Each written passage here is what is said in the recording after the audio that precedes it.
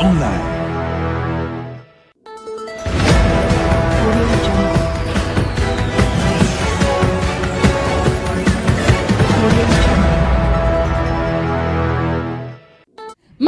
Shafo nyina akwa abashonko fambra showdown jumedie so wo Kumase online TV Thick TV and our face on the Friends of Ken TV and newu kwada na ya sewa masanso ajimedwa nsama hudra echegu wa ya my Ghana nyina no mede eba aba beso mondani de kan ya meshe so be subscribe to the channel de amame wi a wa share video we ama onye bi ono so share e de ama obi fofo na said ye dani de nyina no me ne mo ade dwuma no me fire wa ha na onso wa fire e de afa comment section na say e de amame bre ko nanim no ensama hudra ba won krata no nyina hana ATP beba betena se no ato no bo apese ni nyina mu e de amayen about 3 pm nso a communicator senso beba betena kundwa mu na eja o my Ghana ho nsesem de etwagu no de ekoba nyina no ya to adwen e de afa ho jimeko bi so adaroma e na ne medi shoulder jumedie no esomo eye Danis Garage 0550623377 number ya wachire wie be pacho ka bia wo palto bia no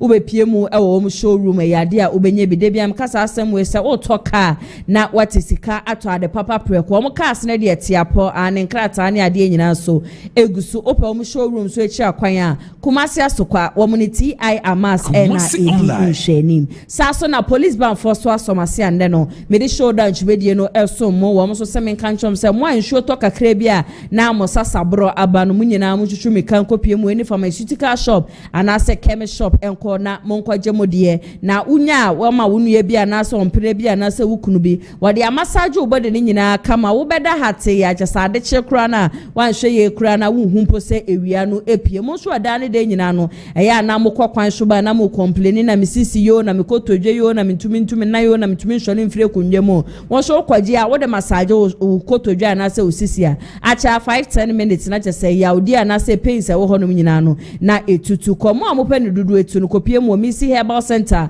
imrom Kumase kwana kwaje odi 0244582993 ofre wo mo a wo mo ebejo so shonko mi amitine dwem edjume de ya somo medin ene nana ya sewa mi ransem ne mu ede amamu a dani de nyina ya na me betena fidie mu hanu se me ka asem bi se the new patriotic party ani yenim se eye party a eye nimdifo ene enyansafo party no ene kame akwa yese ne ma nte saa biom ene party no adani bibie wo hono me nkrofo bi kura wo mo hu nhyenkran nkrofo bi ankasa de kane na ke describe party no sankrofo no aba bebubobubo ewremu ma ne NPP na yenim dada no na NPP eho enye akonobium na nanse ya na eja mede be shom se NPP amanyo ko no meje wo mko akwayi wo flag bearer wie no mko yi flag bearer su wie ye no sam ahodo na ena ebobo ba jese sam a ebobo ba no eni enyan ankasa onipa ba ko during the primaries wo twabo yera Kennedy akompre ko hine Agyapong ye papa Mark Okreku mante na anu adamene na mabe fontentan fidie hwa ena mko hu post bia efri abrantie ho no ma wo hye se ensemfu asabi abrantie ka kire yera Koka ka kire yera Kennedy akompre ko hine Agyapong nyina no Koka Kennedy efa Koka boni nyina no emfa nche no na bra mete se Okreku mante kasa asem webuhia na etwetwe maso ye papa se anya hwe no eyade eche se Mark Okreku mante minim de nti alamte ya kama no wono so ye obi a o disrespect yera Kennedy akompre ko hine Agyapong odi yera Kennedy akompre ko hine Agyapong atem during the primaries na akompre ko hine Agyapong bie na no na wo kasa bia na nensama wota aka ne se ono de wo ye grassroots ni ono de wo ye obi a grassroots no edon ye papa nti se NPP delegates betie no mo betie na shopemu dia anka wo mo mfa ono Kennedy akompre ko hine Agyapong ne mframbra the same akokreku mantei eba abonte meka che Ghana for se Kennedy akompre ko hine Agyapong ne didi atem Kennedy akompre ko hine Agyapong na keka nsem bebe na ensem fatane ade nyina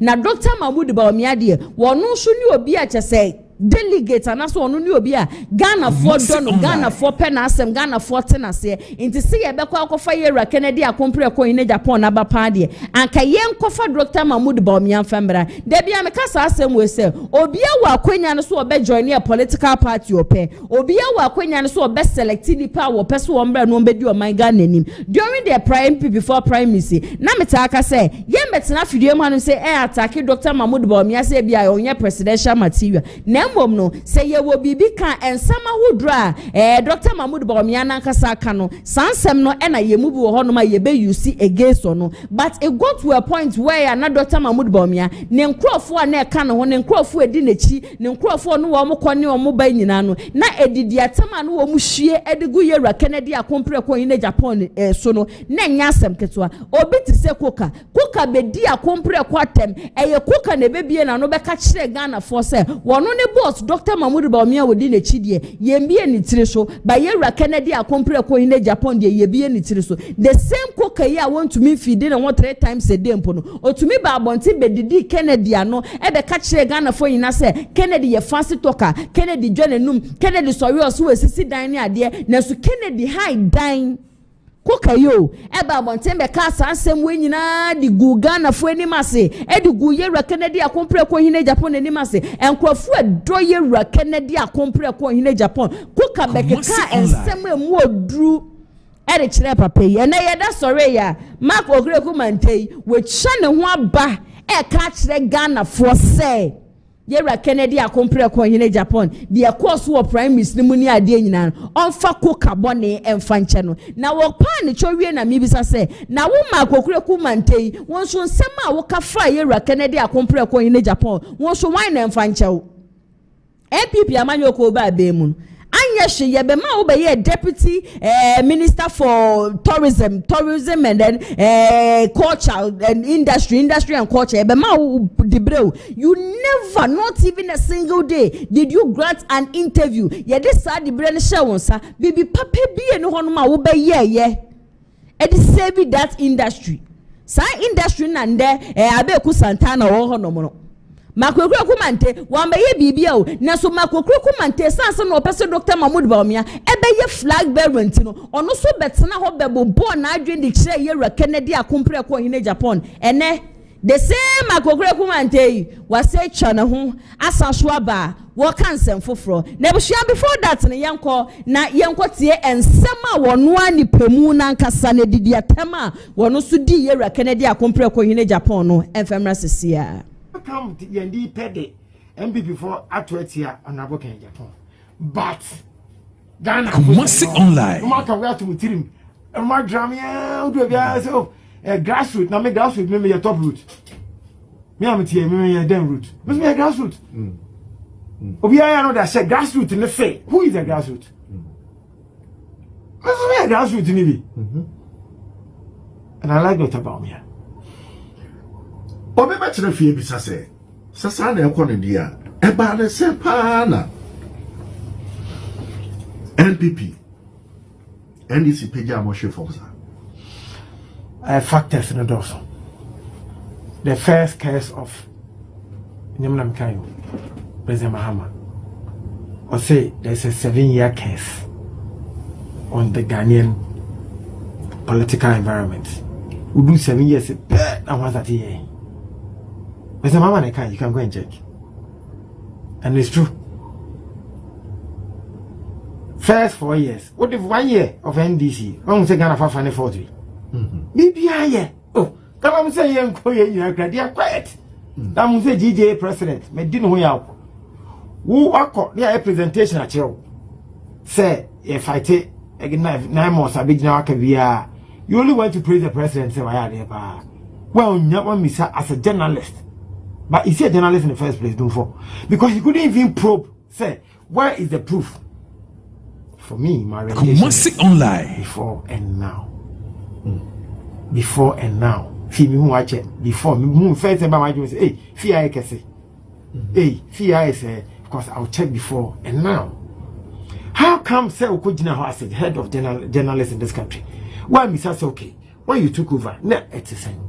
And so far, 7 months, 8 months, so now my result, no, we want to see and your voice. Because voice, we can't talk. But then you person fixing. We need evidence. I was looking and say, oh my 29 years for no, they are not trained to ask questions. But would you for head president of DJ, you are there to ask questions. You are there to probe because you are the face of journalism in this country. He went there to praise when he question be here.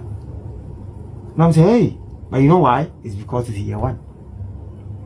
in power, in office. So year one, you are blessed. Not even a year. Yeah, not even a year. So it's all pampering.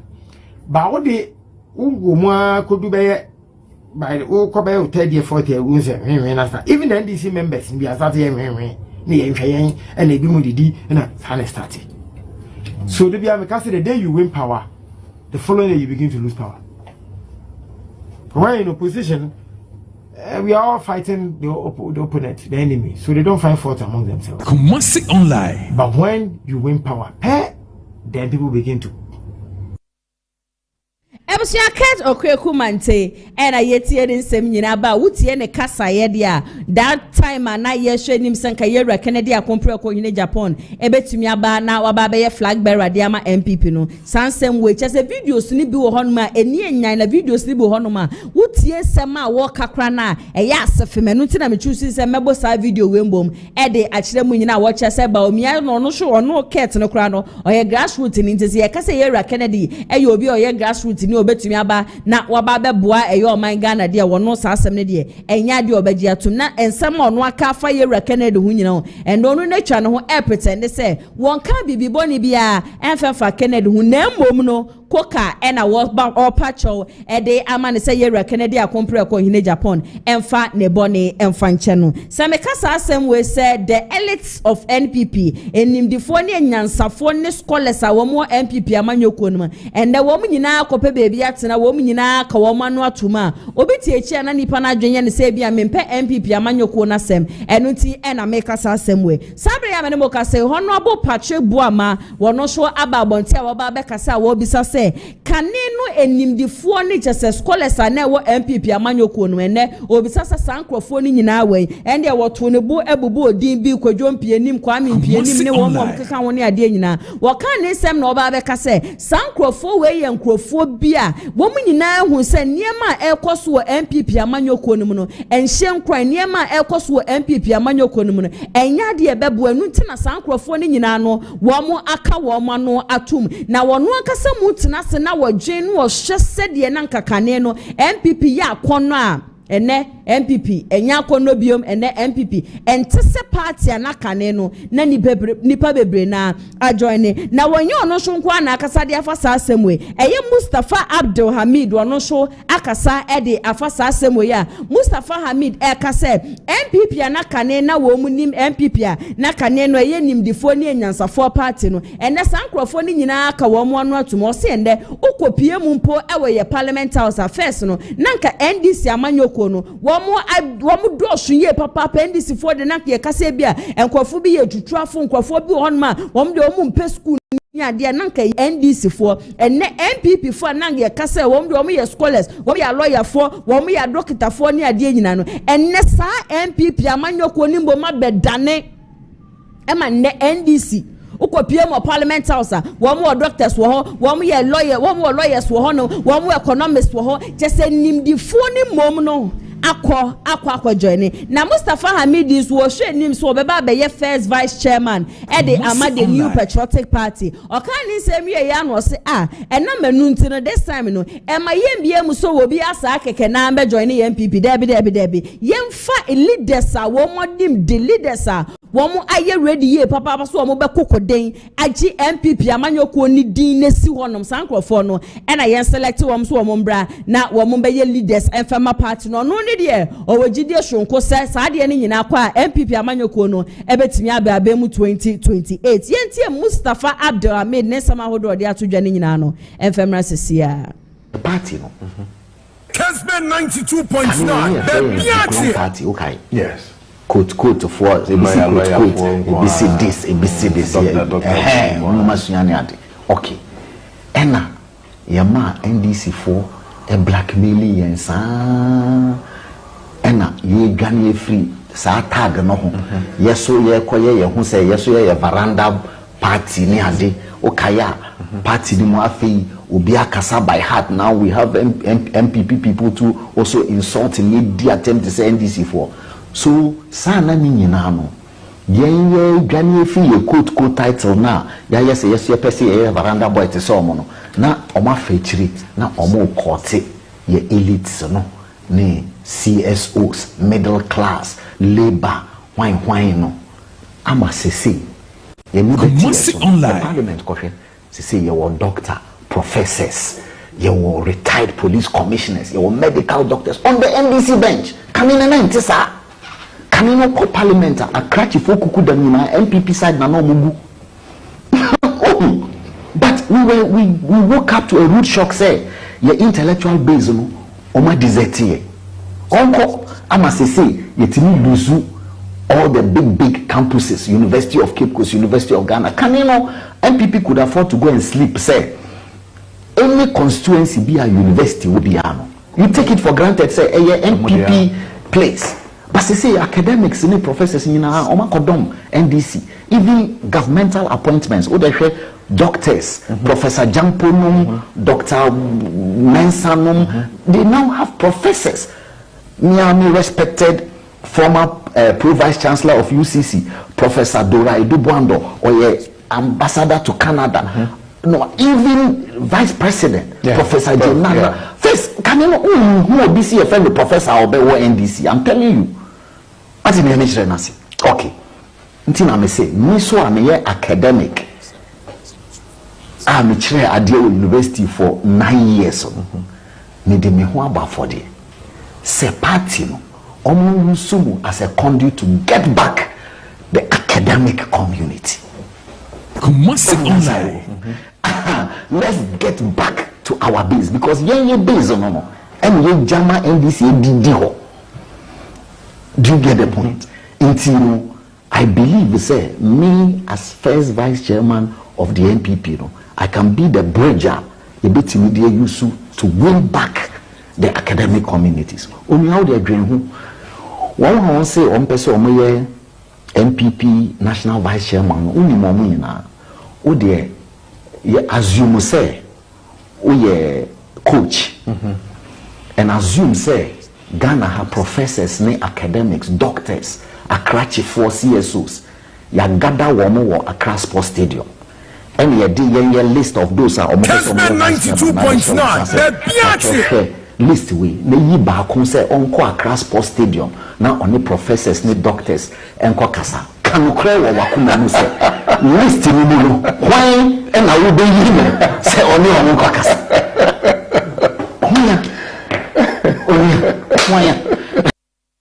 Mustafa Abdul Amina was him so beba be first vice chairman Eddie Amade New Patriotic Party and yakọ akwakotie ne nsem nyina aba no metwa asem ne so Eddie Amamodia na chese okete chefi fa sabre ya me ne mo kase amafo edhwe na basa ne srenya asem ketwa emre bi etwem na me betena afidie ma nim se ka chem so okete chese nyame ya adom afidie sache obe contest member of parliament e was our constituency na nyame ya adom no tumi di nkunima ene ma pa chese afidie sache for wo lake under Mavis in Kankan Buedu nyine ade nyina no wono aba behwe aba be ye ne mapa ede ama wo mo na wakete chief tibra we decide so aba contest we fija wonya anwoto de brada and then the video that day bia jesembre bi etwam a na wo kasa edi etia na na rodan kwakufu ado na afi Dr. Mahmoud Bawumia no ahya ase agese editre ha we social media no so a Dr. Mahmoud Bawumia ne boys ne say sansem we nyina ye nsem bi agese wono okete chief fa eka ye edi good Dr. Mahmoud Bawumia ni masene afi na rodan kwakufu ado ni masente no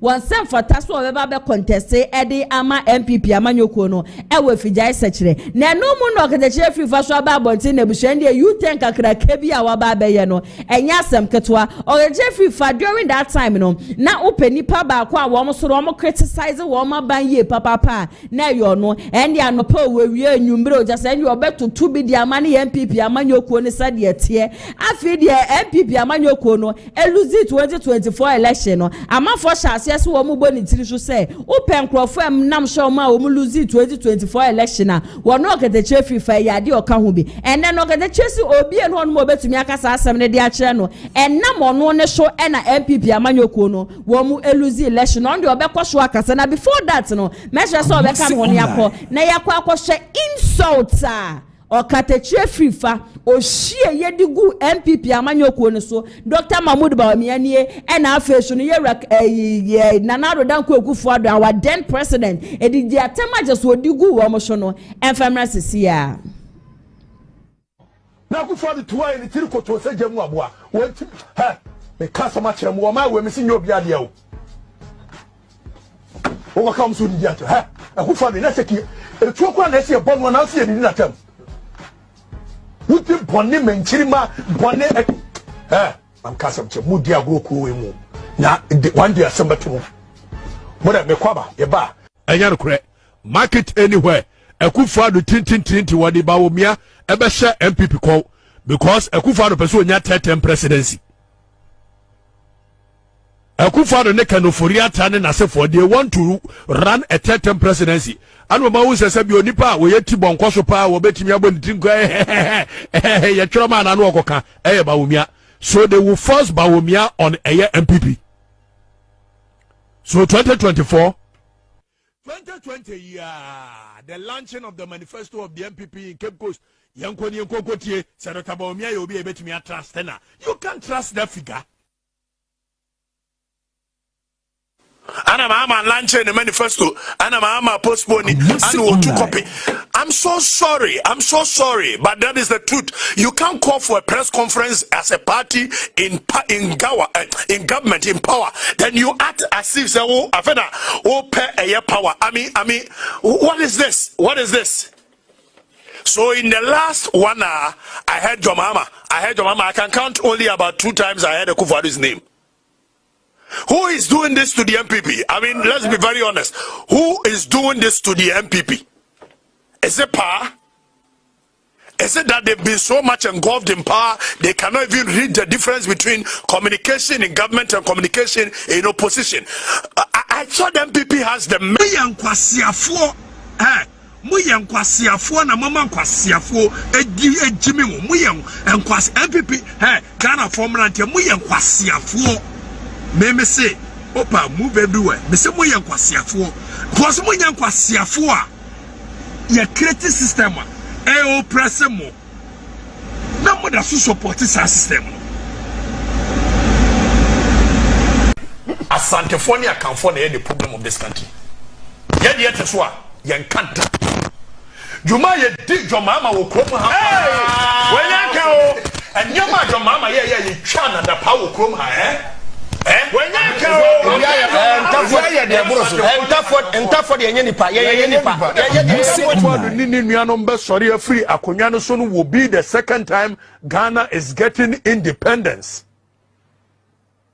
Akufo-Addo nini nuanom be sori free akonyano so no will be the second time Ghana is getting independence because sankofo wo magene te se Queen Elizabeth mo agene sankofo wo magene te se abrofo agene enkofo wo believe so mo ye first class citizens wo mo nim nyansa che Ghana ni bia Ebusia ye nyina ya beka ya emre bi etwemu eyade a chese fijase MP eba bonte beka che Ghana fo nyina se bebi ade na ba bedu sisi ane de obi obetumi aboa yen Dr. Mahmoud Bawumia Dr. Wayu efri ye so ba bonte beka che Ghana fo nyina se yempe wo bi ye twa ni moja Dr. Mahmoud Bawumia ni moja ene beba na said ye Okatakyie free fa so mbre bi etwemu odbobo na adwen ede amana na adodan Akufo-Addo ena afesu Dr. Mahmoud Bawumia to the stand say ofre wo say wo ye tibon koso Bawumia bon na Bawumia kra no onye economist bia ye fe ne ma no gu nkrata ne so no aba bonten no wa be ye chiwe mpo no de ama Ghana fo nyina no eno na ne ama abrantie ye opere so oba be ye MP ede ama MPP amanyoko na se fija sechefo no amafo ahya se ni videos bi etwem no wo mo afa wo mo eka se wo kan san se mo nyina de gu MPP amanyoko nani ma se afa den na esibio ma obasa osan so ba ebe contest na ne nyina mu no Okatakyie FIFA so aba bonten no so senden wonya sa akwanya no se ensem bia wo kan ye edigu party nani ma semre bi etwem no wo besesa na no anka frankly speaking eyade anka obetwe na no awofom ankasa wo wie no so no MPP time o criticize wo mo NDC time o criticize wo mo wonte asie ne nti aya na mprepi no aya na amafo eta aka se eyade a wo no na ama MPP amanyoko no eluzi 2024 election oso wo no onye traitor MPP nko na obi ba bonte na se nipa no be ka ade a enya wo mo ye e de kire wo mo fele se nipa no e traitor wono no ye traitor wono or standing for the truth Ghana ya de da na kuma so ye papa wadwe o man Ghana ho nyame ya adom na se NPP amanyoko na samba be mu 2028 enya de wo mo be ye hwehan so obi nkotu galamse obi nkodi nsemmone obi nkoye niema bi eje se ensem fata e be sa de party na nim onyam no asanso abafom no ne de NPP force wo mo po se wo mo po efija asakire honum seat ne de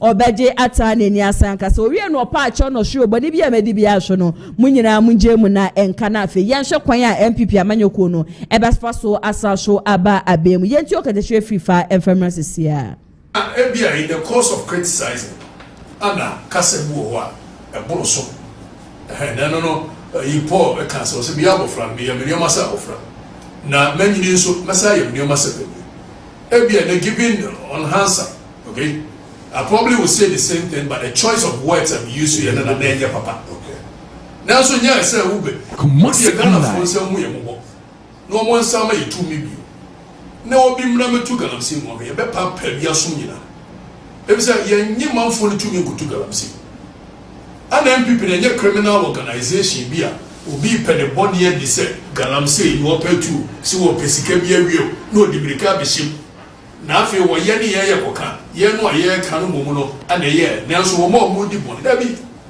ya te party ni say ye de ba be gitu me ni aye nioma hyehyɛ ye be ma manfo no ho atowo mo etu ye criminal na be so pe party e ba NPP nye safe haven for you ye mu bi obi antimi ki anontum ye ba be mu 8 years ye ni position bi wo mo ba ye wo mo didi wo ko ba ye no man ko besie ni esie shirt ye she no ani ye she perfume ye bu ye ho no ani ye bu ye ho ye ba be mu bi oni sika de chie ne no kure kanti ye nsa ma position amoko an ko besie mu asa ba be wa ya na so no kure kapɛ and be my manfo no agye de say ka de chie no ye wa ben mu no criticize ye NDC by wo criticize na Ghana nkoa na nipa baako wo twabo na aban wo twabo opposition yes we do ye traitor me hu bi da say adwene ye position is you me wa see e po bi odi no kure de na nka de o ka bi ti na aban if say we been conditions MPP do kwase say mo MPP fonka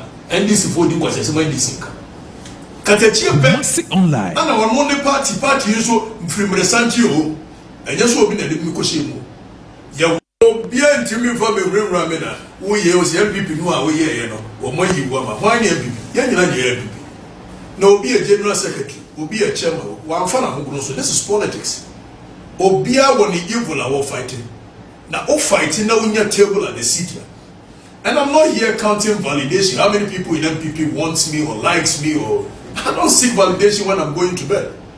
I'm fighting for a cause. If in the course of doing that I fail, so be it. If in the course of doing that I succeed, so be it.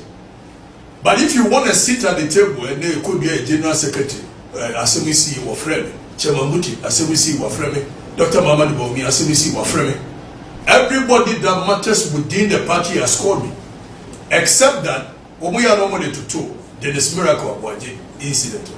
The two are two different scenarios. Then it's no NDC are mine actually. So for political capital, NPP will want to create the impression that people are being targeted. Yes, we are between two people. It is not a so many. And I mean, Suma said, will be here injustice here, will be massive level playing field. I can't survive within any terrain. And I mean, also be met to Koka and Shaman. So we have been cross any co-independent. Me co-independent and them call China. The only time I'm co-independent here, sir, maybe I'm going to say, I dare not party this so. I bet me a loose seat, and then I said, you formula will see for one almost a far and bread party. I Joseph was your wife, 2004, 2008, will see for one almost a friend of the father. It's a Musa party, no money on my pepper, Yaina, you will lose seat in the and you may see from one massage seat in Abro. Now, Sanya Sapa, there will be a to be remembering free people into Massi de Pierre. Okatakyie efrifa na yetie ne nsem nyina ba wo kyerese niam a kyerese ekoso ewo NPP amanyokuo ne mu nsem bia wono kan yemre bi etwem no wo se enne wonya saa akwanya na sansem ne de enya de a wo be repeat de bia da no no ne de NDC time criticize yenti se NPP ba na so criticize no ne kyerese oye traitor e de ma the new patriotic party saso en wo mo bia ti ase fija sache de ensuo to we abo apetampe ya de obe contest ewo no mo bie no hono ma obetumi a stop no na independent nso de won koda gise bia enema bi akoso ewo party ni mu ono akase hu ni se wan hweye ya sa seat ne beko akodi NDC amanyoko nisem eno na bia be ma ono na contest as independent candidate bent sade a efija search oba be contest eye Mavis in cancer boedu okay the chede ebusi abrante ye bo de pa ha boy ya bunyina because ye movie honoma I will tell myself the party is not worth it because uti onu ankasa nsema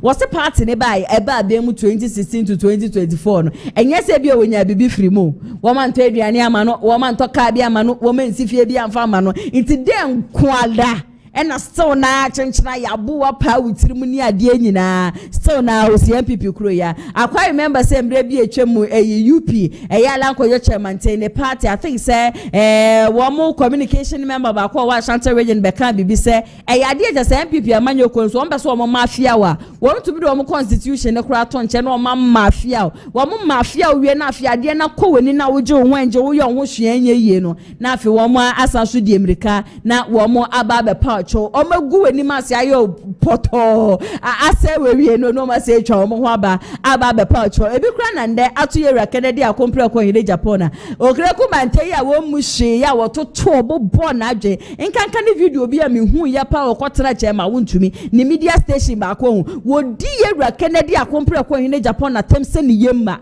and then the same okreku mantembo metwa no ho aba wo ka che Ghana fo nyina se wo momwa ne yanka che ye rakenedi akompre ko hine Japan se ensema Koka kafa ndo nyina no wonfa ne bone nche no njemu ne nka na mibisa se na wo okreku na nkasa de wo so kafa ye rakompre ko ho na na me se MPP de se ye rakompre ko eni abreso obeso oba no be mampeni dia age se MPP no twa wo mobo ne age so twa wo mobo because I feel say MPP they are not serious. It is not like say bia mempe MPP amanyoko na semo debi say debi amaka chem say I am not really affiliated to any political party. Ade ne say ya meka sade no enya meka ya cheche ma wontumi say mu be dia dance say be betena afidiem ha say ka say chema wontumi ni judgment ne dia asa no ohye kakra ha so MPP for ya ade na ya meka ene wo ya ade na nya so a ya ade me bo wo machiye papa but the current NPP there ebusia say ya kase ye kan ye kano kredi a party ne nya kono na brante ye friend masa wudu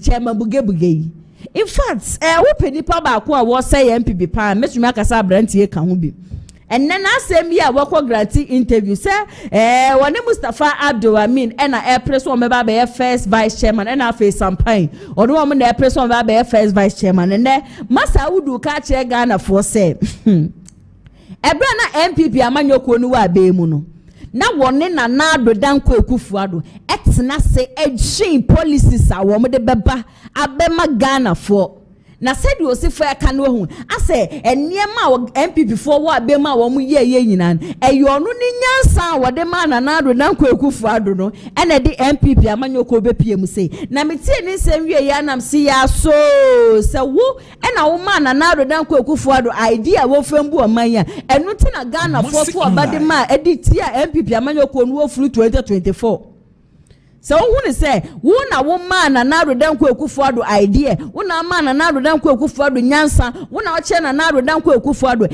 kwan ya won sure wo mu o mind dia and then na masa would I put it to you say who can who be NPP amanyoko no lose 2024 election because one kasa mu no as a first vice chairman who be pray wo share the caliber of this person wo share ne neye wo share ne nsem keka wo share said you living a life for krana and shame crime from my MPP ani e ka say a party of intellectuals no masa awudu baby a wonam ne baby na ye describe MPP na ene nye pe kwami mpie ni MPP damboche MPP Isaac Kwasemu MPP yembisa ye ho say sa MPP na nu nie party anaka ne na amafo join no enu nie ene masa awudu say Mustafa Amido Sampayo, woman ne press one beba first vice chairman the ama party no certificate be no ho no ma wo mu betumi provide or no ma Saudi or no so to me provide ono wa ben wa ko school oni madie into was self say obe first vice chairman at the ma party no na me dey me to ma party ni say party delegate ebeko ediko kromote no akwa aba e dey ma masa wudu say wombra na ombe wo mo first vice chairman dia na etoji NPP akasa yetie ne nsem no ephemersia me obi mi ti hodom na mini president of the republic na do don Akufo-Addo etimi na no Jubilee House mini no kwa one and one say more than 1 hour. Now what advice no? No, now you take like decision. You take a decision. You take a decision. Was that a time I did decision be or fire? Me did decision, many decision how to govern the country and our party. Hey. I'm telling you. And he respect me. Now be one president. How many people? No one president tina.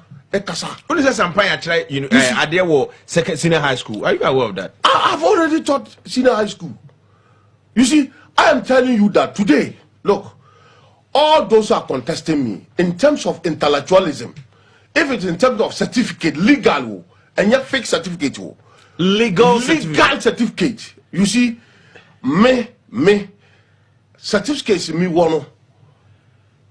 Are you trying to say some of them have illegal certificates? No. I don't say no. I don't say we start gendarme.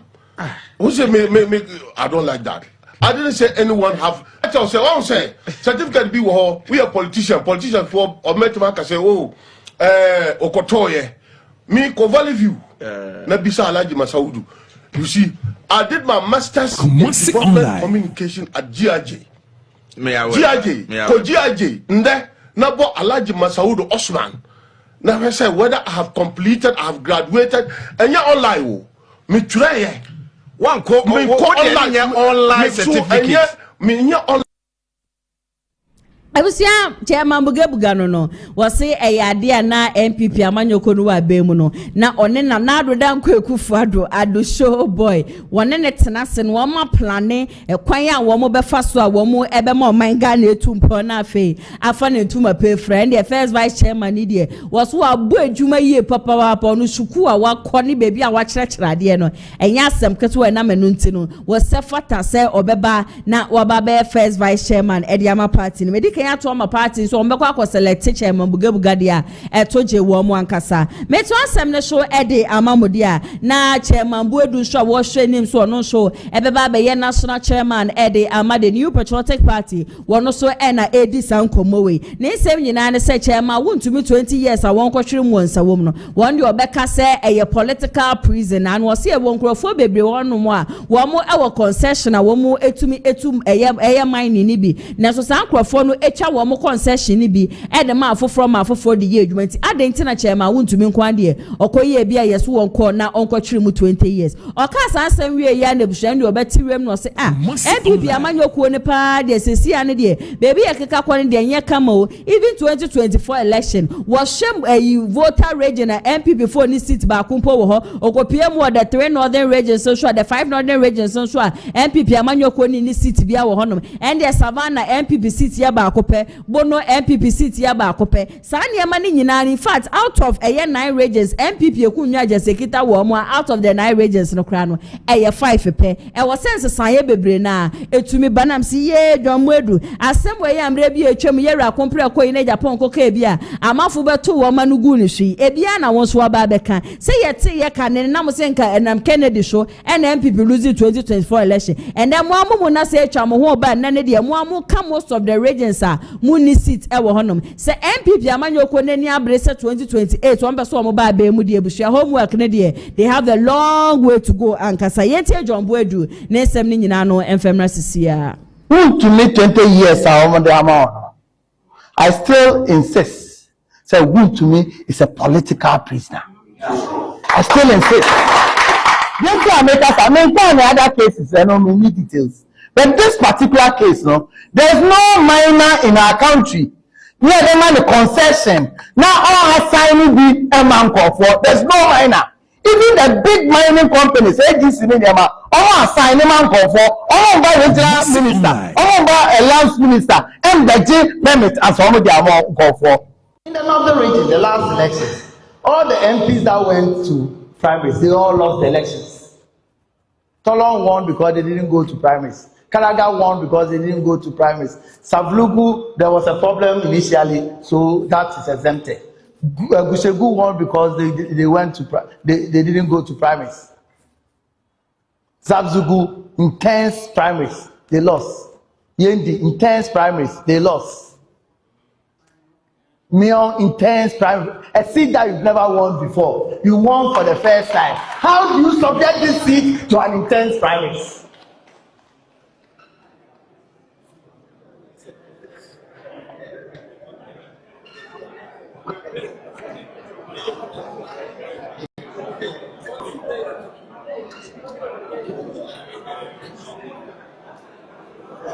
Kukudu. Upper East, we have 0 seats there. Upper West, we have 0 seat there. OT, we have 0 seat there. Water region, we have 0 seat there. So 4 regions, 0. Western North, we have 1 seat. Bono, we have 1 seat. Bono East, we have 1 seat. Ahafo, we have 1 seat. Savannah, we have 1 seat. Kumasi Online. These are 9 regions. We only have 5 seats. If you translate the 9 regions into constituencies, it comes up to like 96 constituencies. We only have 5 seats.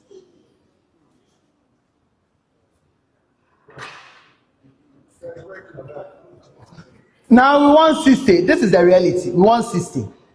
So you take Upper West. Which of the constituencies can we win? The Sisala to 96 constituencies, more 5 seats per. Na mo pese mo sanso ewini mo sita sa suban we me de meka no kwene de acherem se yes sa suban we e na mo betumi e di ewini mo seat and then no party no aba beye bibia o in fact se John Boedu nya kwenya no se ombra na ombeye national chairman in farmer party na I strongly believe say ensesaye kakra ebetumi aba ewo NPP amanyokon because anya hwe no was serve as general secretary e de ama party ne pen ebra no ye general secretary no oputi a lot of things in place. I personally feel say eboa party ni ye papa. I am not endorsing him, but I know say he is part of the people say womu to me wini so mo so to me wini so oba be national chairman e de ama NPP amanyokon no anya hwe no ensesaye be ba asansesaye no ebetumi aboa party no me to asem ne so de amamode a na cha sabre ya me mo kasesi edunketia e na e kase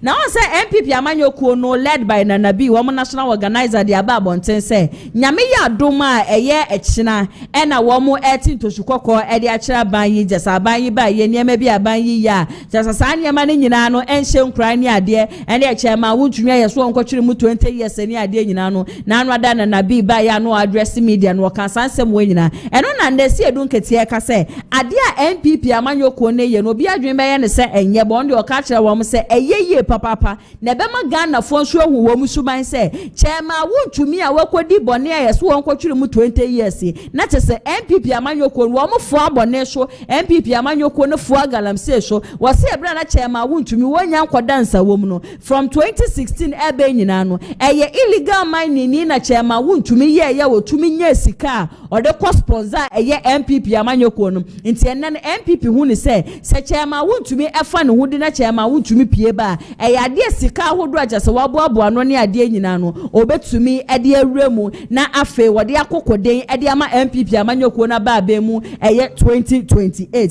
okani semwie no oba be chese chema wontumi nsense media enye nde na eba be chasio e chasio way back 2013 mu hono na wato ne bo akyekye bra na ye mampani di kan ba ye 2012 mu hono kwanya no mo pesa nko mo fa so a wo mu jeli chema wontumi ne ade nyina no wato ne bo akyekye mu a mehye so be ka mo no yakọ na yakọ akotie eye esi edunketia na nsema wo de atodwa ne nyina no emfemra sesia.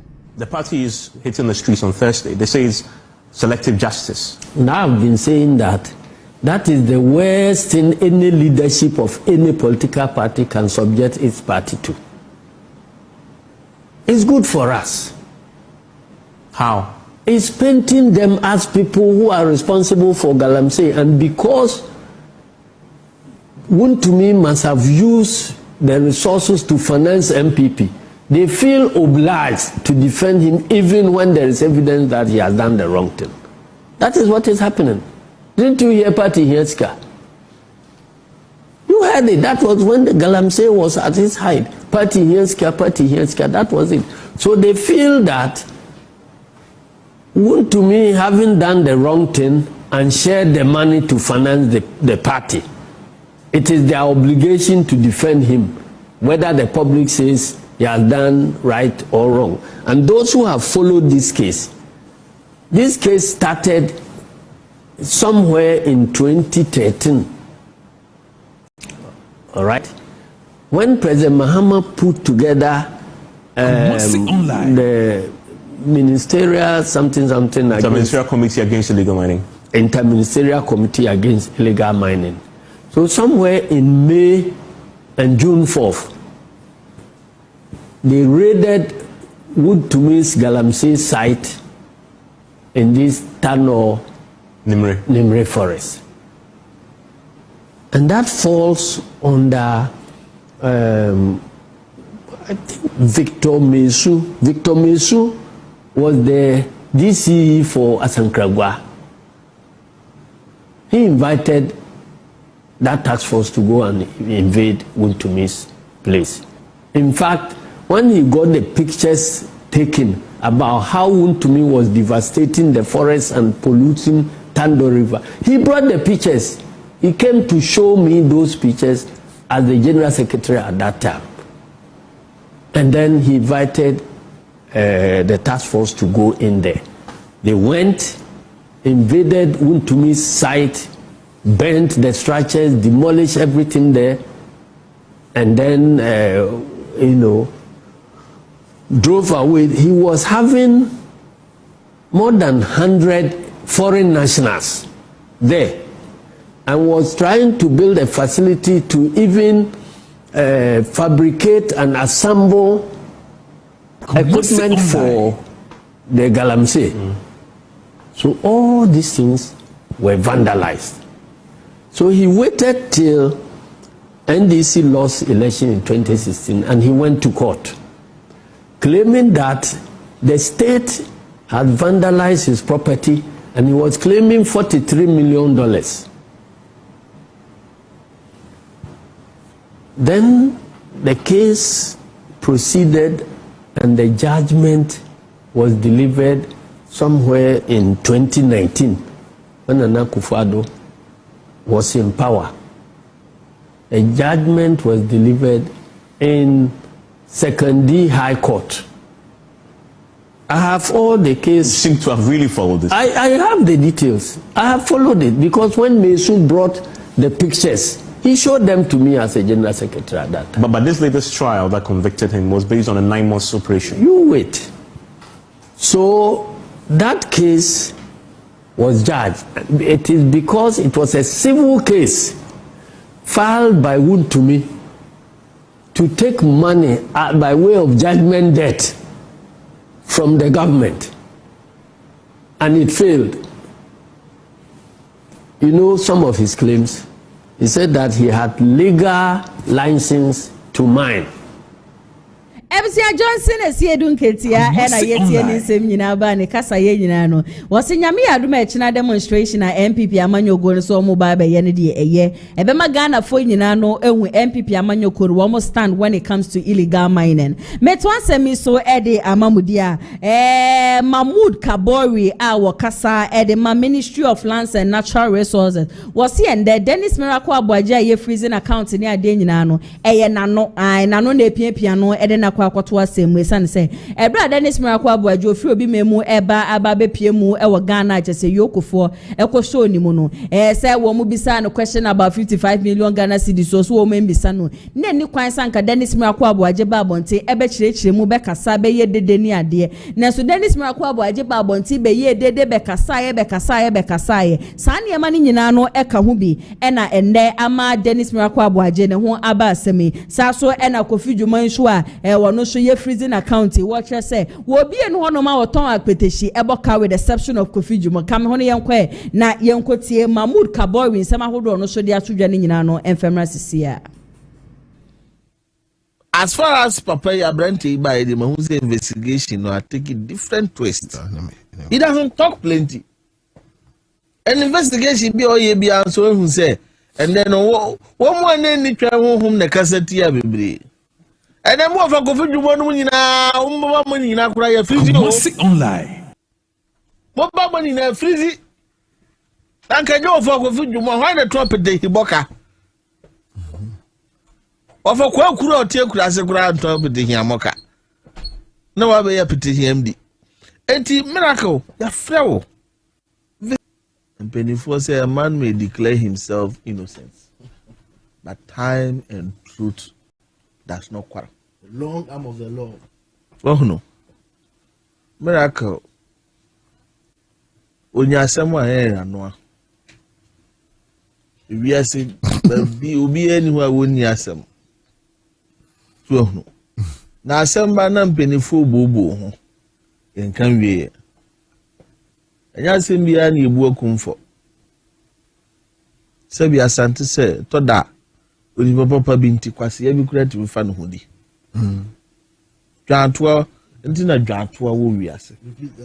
Oni papa panti. Sebi ni papa panti kwase ya ti fa no hodi. Ti dwantoa asante de ba the traditional governance system no. It was not for nothing. And he said the lawyer can say temper justice with mercy. Sunset to every law there is an exception.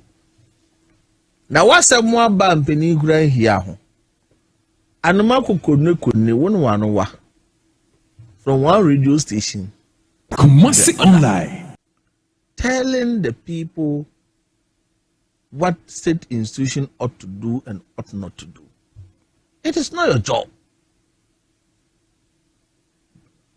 Yeah.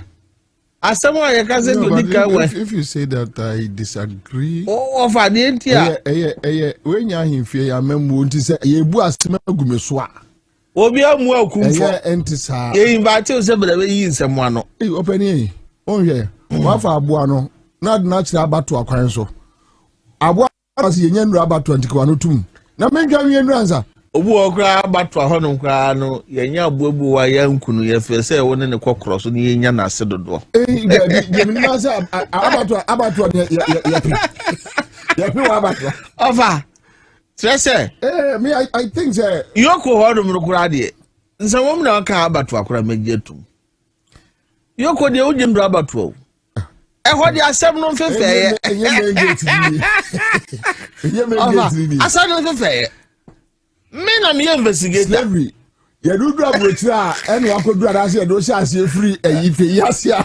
Dog no return. Dog. Who don't want to say come. Ho ye ntani ho. Dabi. Embum de. Over but you tell state investigators. Ono no asem no abano. Before be invited no on intelligence. Kumasi online. What mun ye adwuma say NPP headquarters. Is it always? As far as Papa Yabrante by the Mahmoud investigation, no, I take a different twist. He doesn't talk plenty. An investigation be all ye be answer who say, and then one more name the travel home the cassette here be. And then more for Kofi Dwuma money in a cry a freezy.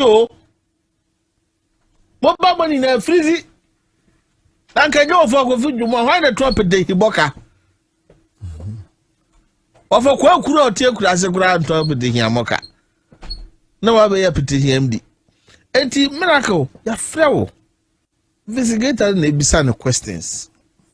Who when you say lawyer who be no lawyer one no. As some no crowd need the powers of the people for. say what if now what did do now say court of competent jurisdiction ono the information ope udru court wa lawyer o ho kwan say ntansa na ye dey board unjitum na unjitum Mahmoud Kabori ena yetie ne nsem nyina ba no se ende Dennis Miracle Aboaje de e ono ana no ena ede no ato asemi nka ibra je se yokofo ebe chi ni ye ni kwan krasa nko ba bontin radio station to radio station ebe cheche ni nsem nka won solve issue no kra with yoko e wa grounds no ndi amafo bebre na akọ yoko anadwo yate sansem we several times anka ono omo an solve but so free ha no ajampie si ha no ewura ha no afa ha no oka we ni nyina no eka ho bia akwa sansen we nyina ba na remona cha so de fitibro obe ye yoko boss so de obeka se e ba investigation dia wo ya de ye papa na before se ye bekwa akwachi obi mpo no na ya de wo mkita wo mo information nyina dadant wo nim bibi biara wo mo eye enche kwa na nsama hodo aba won krata anim no hana ATP ede som ye ma menkai comment ni bia aba wo hema osema kokweku is very foolish for the suspecting Kennedy Agyapong. Not all people with gray hair have sense, and that is what he did to Ken. Baumia will never be president, so forget about it. Philip Asu Okreku prepare for your jail sentence. You have to go and join Wound to me at jail. Okay, Ekia Hagan, Osi, good afternoon, Kumasi Online. The base Afao, the base Ghana first. Okay, the base power. Emilia, good afternoon, Anaya. Please, how are you doing? Good afternoon, dear. I'm very fine. Mr. Hamid, I'm sorry it's too late for you. Our mind is now in the base movement because your party NPP is wicked and not serious. Philip Ase Hamid, you are now a billionaire. What did you say in 2014 to 2016? Now you are one of the corrupt people in Northern Region. NPP, you are a very bad man.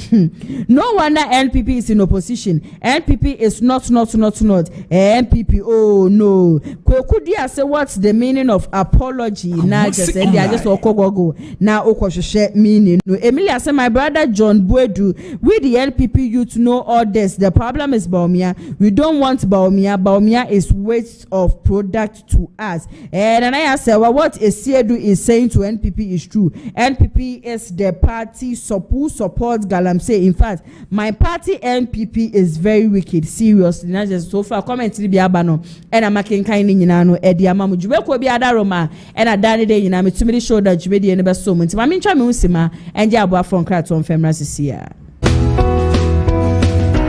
Wow, what a nice cars. So peka eye niti pa afeni eye free so edi abadia. Contact Dennis Garage. Hona benya ka etiapo a eye niti pa ato. Ka efeye eye latest models cars aba. So pe eye Honda CR-V. Anase Toyota Tacoma, Toyota Land Cruiser, Air Sparks, and getting ya, Eddie, Ube, Ninja, Ubenya be award Dennis Garage. She say need to be quiet, Diaba, a Honda CR-V, a hybrid engine capacity no 1.5 entry fuel, Ubewood Dennis Garage, a TI Armadia opposite one more. Frewa Homa True for 0550 623377. Eho Anna Dennis Garage, ewo.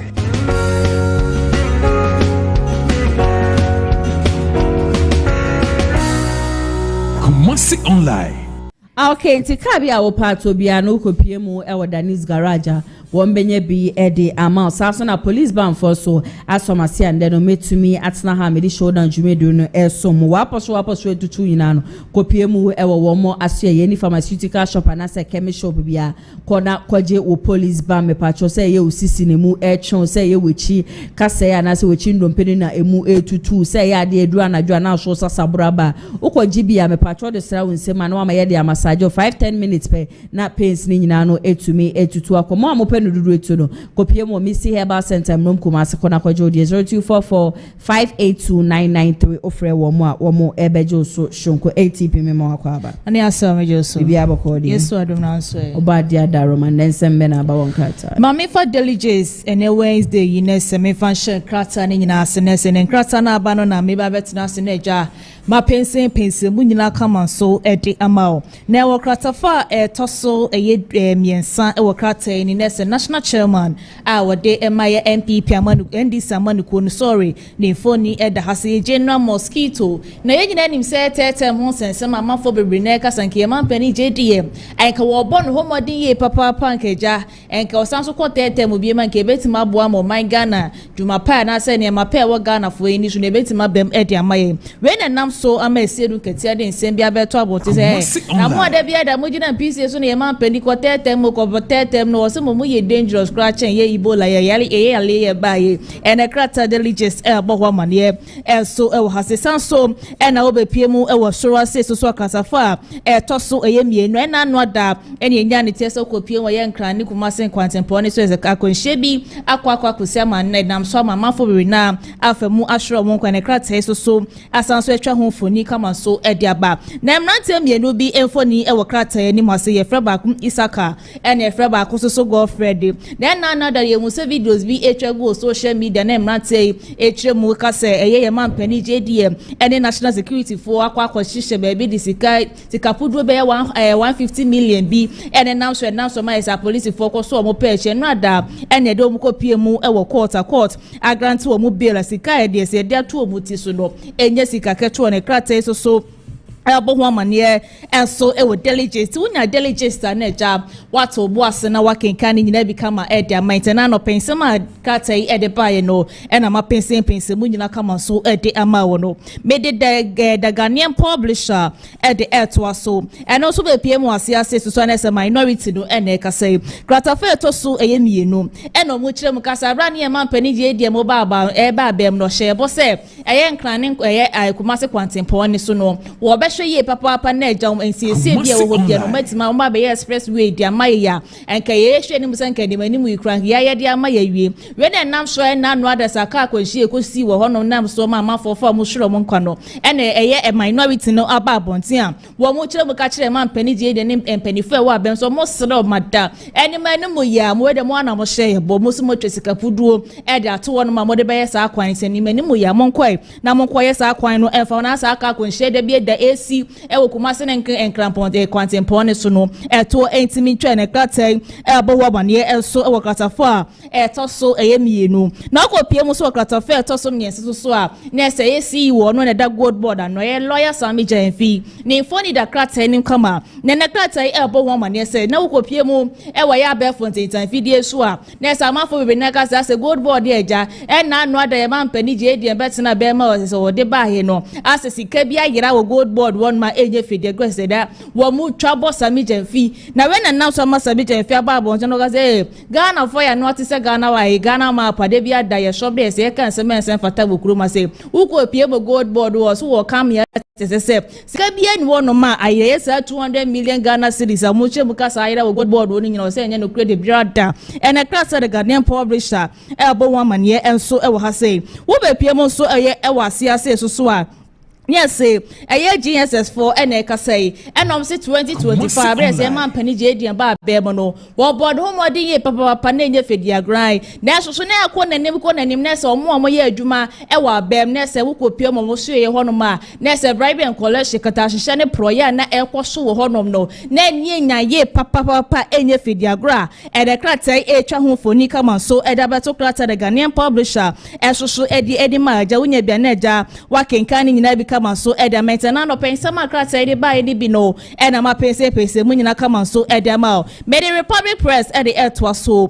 krata fe to so ayamiensa se edu ketia na ni phone eda hey ena o se ye NPP amaniku na se NPP amaniku de agu wo se ye pani bi ana se pani bi en won mo betima bo ma NPP amaniku na asanso sorry ejina ne naso biem de brada na se wo po obi ama NPP amaniku na asanso ejina ne naso de na se ye no ese edu ketia na betima ba no aba betenetene ye NPP amanuko ni papa ye ne kratai esanso ebo ho amane enso ewo kratai ni maja wunya bia no akan enso so edama sanso ena obepie mu so wase ase so a aye private schools e wo man Ghana mu wase nyina na mpanifo eda no aba abonti nsem bia beto se ena no adas ye nyana mo nketo akotro bi isi omu ye resource ikra ba as a resource ye ba ni kra nya me in favor obo as a odi oni made kra no no nya 30 the only my dear for cross what in a one when you're ready and favor or more no any man more yeah why you can form Ramonte no more uncle remarking cause I want yes and I can't say come on some so a crat any man when you're the working canning never come and so at the Amaya so and I'll be PMO or when Chemo says so Nesam wa makumako and 9 years is a police for aso mo pa chia uko PMO ya taka ho baby a ese makwakwa we are good no see the best Kenya 94.5 million Ghana cedis and yaso mo nyina pa chia ye di wo mo akwakwa tuma klata the Republic President so ebo ho bane also ewaha made the daily guide at the air so and it will be PM Okatakyie and man said that some American can ye Republic President yen crofo and 9 years ya chi wo mu a wo makwakọ wia gold and sikapuduo no and Okatakyie e ka mo samo so ewaha se sanso na GSS for mo chire mu e ka se na no ada abra na ndi samanu ko ne ba na se man pani no obo no bo ne so ye kono ye public ye sector hono ma ni kredi nyame ni collection e koso hono na nya fedia grind krata hye ne pro ya se koso hono no eni enya ye papa pa ne krata daily guidance so kan wasem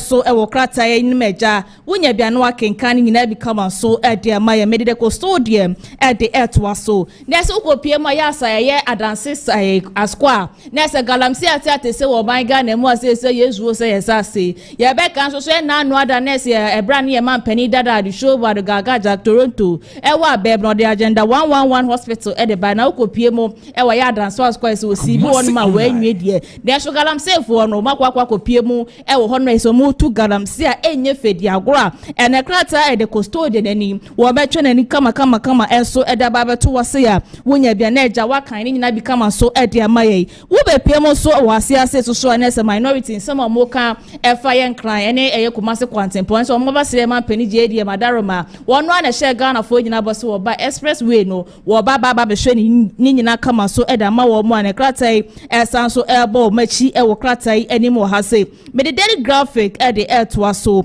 ene so be piem krata ni so ane se man pani je die ena no da na beto odwase man pani kwakwa kopie mu wo Jamaica wakwa kopie mu wo hono ma wone Jamaica mampani twetwe nkomo efa my Ghana ye ne Jamaica enkuta hudie ho a ene krata so ebo ho amane so wo krata ni meja wunya bia na eja wakan so de amai san so ena ye se ye nnuane meja na anu ade so mo twro bi isi ase school ye results na ba hai na nkrofo ye so mo kwakwa twro anase obo kwakwa peke ye o mo schools no ene krata se deadline no ye efiada ye di yanim ya nti no unya anase unya kitwa bi anase wo baby won ko school nka so kwa kopeke ni for any schools na wonye ni manimu ya neja won ko na school bi opeso ofa bia na ko choose ni choice and class so ka wasem so e wa ha say be the informer e the to so wo wes bia nko no ma memna so na me ko e na no ada na se ko pie mu ko say course supreme court a say say no wo betimi ay investigation kro ma wo betimi atadru obi di na kwa ko pie mu course we the nam so I mean the informer e chem ga say ye ka ya pese an wa she man say se wo ye gidigidi en krata ka wasem so e wa ha say sanso na obeke mu ase so a Dr. Baumia wano ene A2 Franka no edama NPP amanuko no na krata the informer e ba ho ma na say inshallah nyakopon bo 2028 ai Ghana fo nyina so mo sa sentene no kokro moti no mo shine ni ye papa no mo da kwa to aba edama Dr. Baumia ne krata so e ba ho ma ne enso ha minority leader e ya afenyo mark no ni kura nyame no man Ghana SND amaniko e pa de se wo pan ye wu no kro ma se krata the informer so e de baba be to krata edim kama me the daily analyst at the air to sorry so ube PM Okatakyie na se man pani JDM woni Jamaica man pani so makwa ko hie ni nyina yo man Ghana se o man Ghana betu mpon no Okatakyie enso ebo ho amane enso e wa ha se wunya bia na eja wakenkan ni nyina bi kama so edi amaye Madam Katri no bobi dankopon bo a Saturday ye na eja abato no ekoso e wo Germany abontin so wakofo woman organizer de bia deficit last week ni nyina mabon de rather se ye po obi obetima bo ama NPP amanuko na fa ne to ma perfect ye mami koso obadaye oyo batampa obetimi aboaye papa nti wokwa akoto oba na santre na wokwa akosa akoto oba ni mesra wadasa wokwa behye baabi ahye number 1 honoma na efa wokokromoti no efa to oba efa ma Madam Katri no bobi no timi embeye woman organizer na nkunimdie enko efa ma NPP amanuko nyankopon boa 2028 nana ya sewa. Okay, Hana ATP meda wasiye papa sensa mahodra aba ewo enkrata ne mu no wato bo apensempese ne nyina mu di amaye ankwa no made minim na edia so da ndisi amanyoko ebaye wo mosuso ne si ya bente mi de bia mkaze ka me nko ade a ka ma beni His Excellency John Dramani Mahama special prosecutor manoko pene baby ntina we ye jeda hu papa bi oye on de obi oso on waye ankwa no moye de obetumi aye na mre so ana o kode bibi papa ben e no ba be ye amaye ATP ma minda wasi bioma MC Sabre ya mene mo ka say calling so wusu a former member of parliament Edema Menshia North this ankomo we was the NDC amanyoko e ba ye renhran ne de wo mu renhran wo mu ye papa and then wo ba montena be ka bibi no wan hwe ye pe we ne be ma wo so no na ya de NDC amanyoko no ama police for anase yoko for ba aba be show mu na niema je se NDC for ye de wo kama o mate ase se nya de atwa ye nya de ekoyi ekura na o kan ne nsem ye ya eno baba chem say said am tema kuro ye nde ye gya ne ya wafa ne huedi ya wone na mi wono kura na ye beka say 100 million Ghana cedis just afa ne nsa soro no mpo no wone nam ho no how much more eye chema wuntumi a wono na nye sika no okowi ya na say nye sika no okodi ye na mbom no ade aja so de ne concession komo obi se nipa no enko no nko duadua kubeni ade nipa no enko ye illegal mine ka sankrofo mienu we obi say wan ena wosan sa bre oda ensawom yentie Collins Owusu, former member of parliament, Edema Menshia North, and 7 Ninano, and Femra Sisia. One day, Mejitum pa say ye baby and Obia Benya Neontia say, okay, Yamakotum Kasa. If not, it will be hypocritical and pretentious on the part of NDC, I can't say members. Say, Omobetina of video so now, and we had disca and assume ye be jail no. But you see, idea no a well coordinated strategy. Abenyo we o protect Ninkrofo.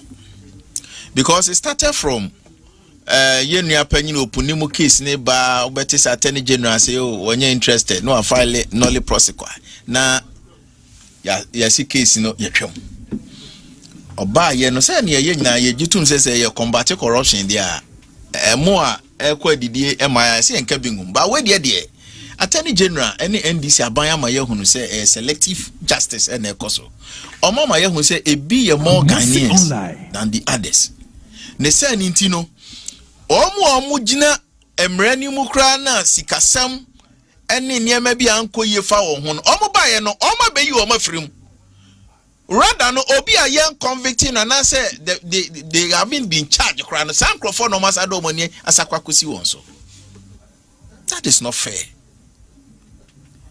eniema ekoso no obi emu oya oman na yetimu sesi a no ye gage excession of the populace okan wadwena near profile or account and social TikTokers near the adina your profile or much say is becoming very pathetic. Adaya I said on minor freedom of speech no a bimu de ya more leeway to operate a bimu so de ya begagom and that is exactly what is happening.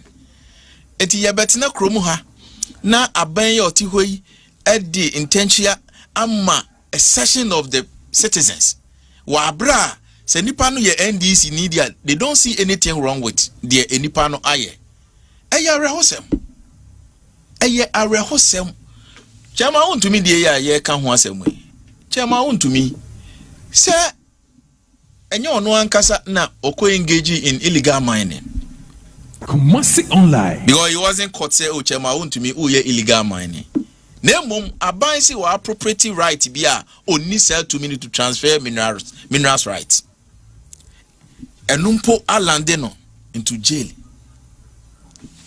20 years. 20 years. Maamia watimi atam omansika edi akwa koma obatampa microfinance. Na microfinance no ode interest rate ato so no musi we de yentimi na maame na nka nkyere omo say oh maslok account ni ntia bia mo fa sika ntum na emum rather no mo nyi sika no cash o ma withdraw cash sisa sika gum ahia no obacho na baby a total filling station on ho pano bi ho pa menim se wafa wakoto pano order da bi o yo and the open pano ya tako omuhia maami ya pia sika nyina dia maami baby a sika ne ko ye ebesi ne obi ehunu ene mo se dia ko so nyina no onkofa ne huni na bibia animu a ya dia asem amanyame ya dia asem ama okese yi because ekwan ya NDC aban edi nipa bi famu okrom ha no asefim ne mo ya aban ni ya aban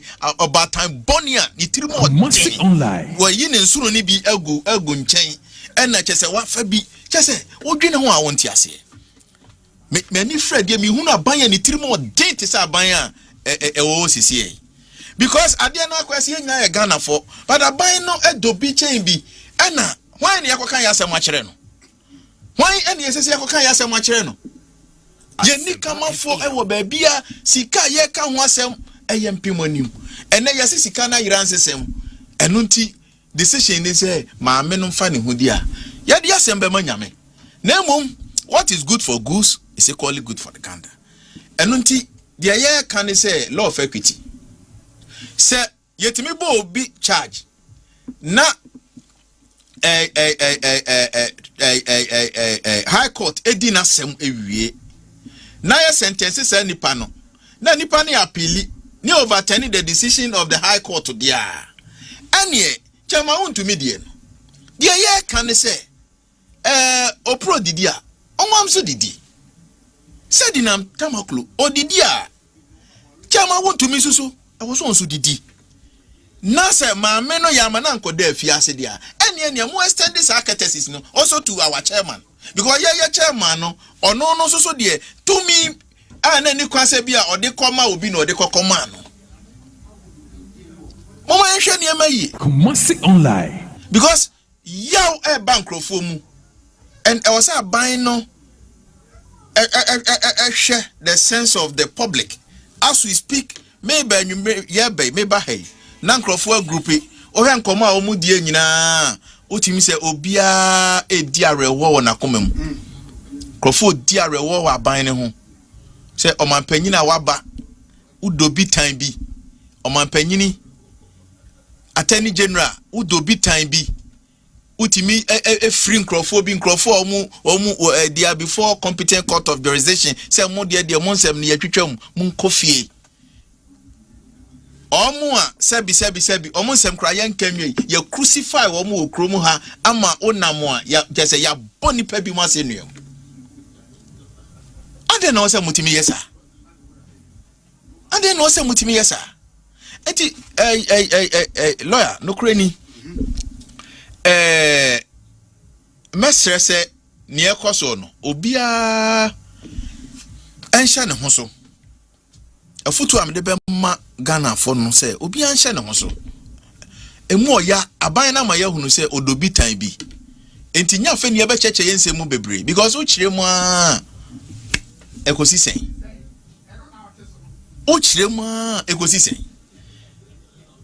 obi emu oya o Kumasi online ekwan a omode chema untumi fa so ha mirika tante o chema untumi within a year papa na ya kanachi. Former member of parliament Edema Menshia North Honorable Collins Owusu and I yet in Seminaba watchers and this Amanyo Kwedu Omutimo dem papa house will bet to me a free sending am tamaklopa fe edu chema would to me so the amuswan de wonko now uncle demu 20 years since I buy with the oba well crowd back carry wa share your cry obewan say yashmana yaba ababe grabino asemo this if when people for some by moon too much and is for before anu de man nyam picture kwa moye demonstration yesre mo mujeti a break kakrawate enfama NPP amanyoko no enfama me communications for today one more ababa tenase yeba ababa twetwe nkomo e de afa nsama etwegu e wo ye man Ghana Audu Muhammad ekasa de ma the New Patriotic Party saso ena Stephen Ayim so kasa e de ma NDC amanyoko no mema omunyina na kwa abashonko e de aba jumedie so Masa Muhammad Bibi aboko de.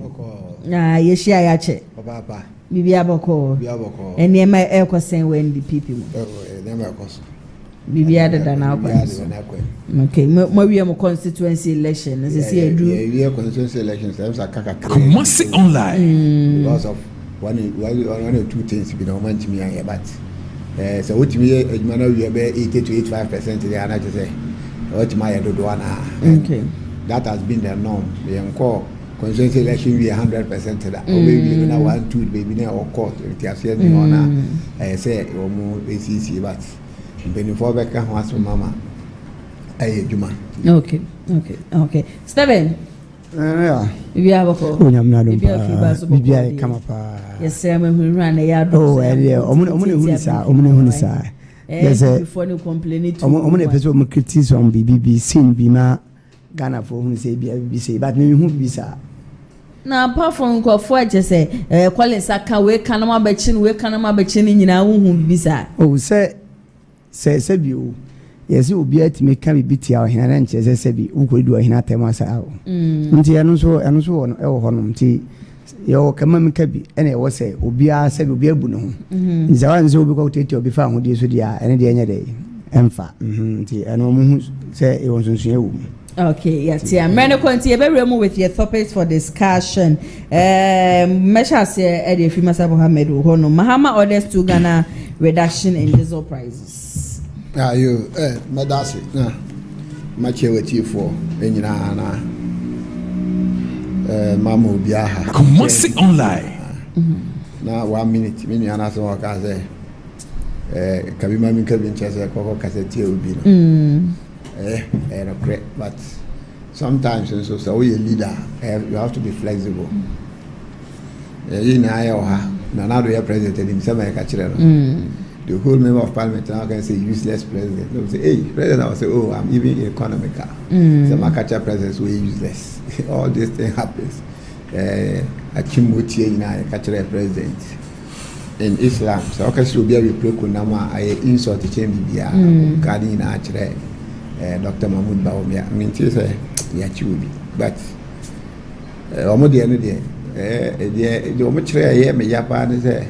Osofu we jana TikTok say wo kum ne 32 na o man chero TikTok e ko ka de safety no ma ko chero o si osofu de o man ti no na ya da e yi but politics there so ko opposition these are the things I say we ready say we be fit you know part of us NPP has been in opposition for 30 years we have gone through a lot but they still came back strongly into we know the share day me call topic ni so say we are two series a free you know so no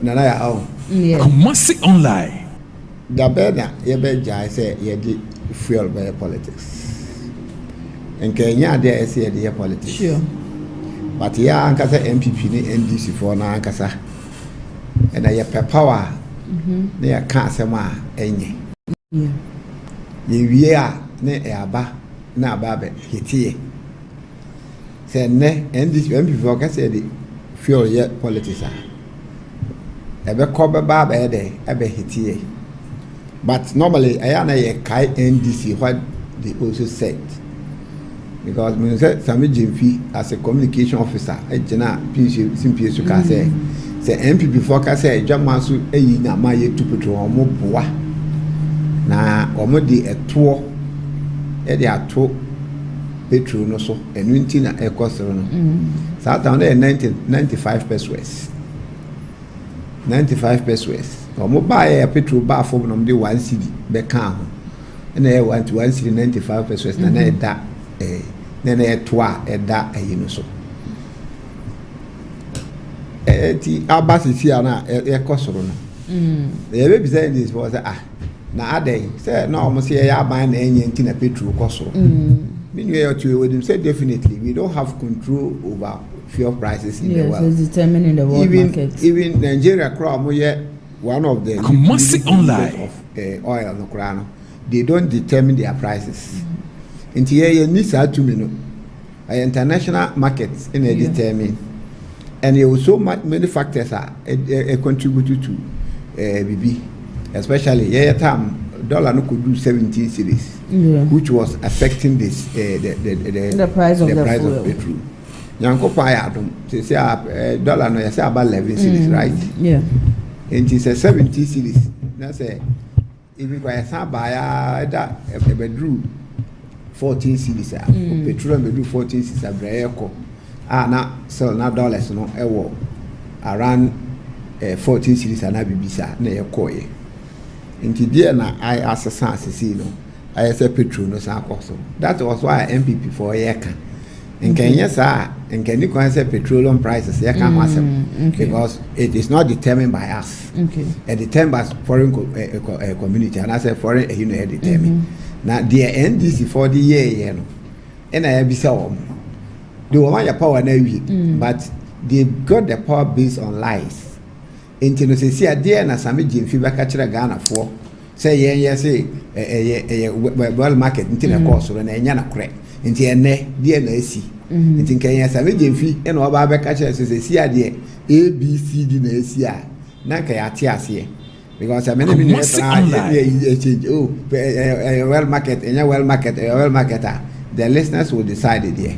But at the end of the day, when you were in opposition, there are more kind. Okay. And there so now we are more kind. President said, well, because sir, as the care we hear, because John Jamuch in our parliament say, petrol there, and cost review. Normally, never be able to talk a kaya was this can only be done by a smart government. Yeah, boy, say, man, okay, kaya, the Jane fans, and there. Petrol so any issue too quick. I did not smart. I don't want you smart to be mana. Smartness and sincere. I call him fa. Intino, Zamona or Mujum. Intino, or Munyer or Mu.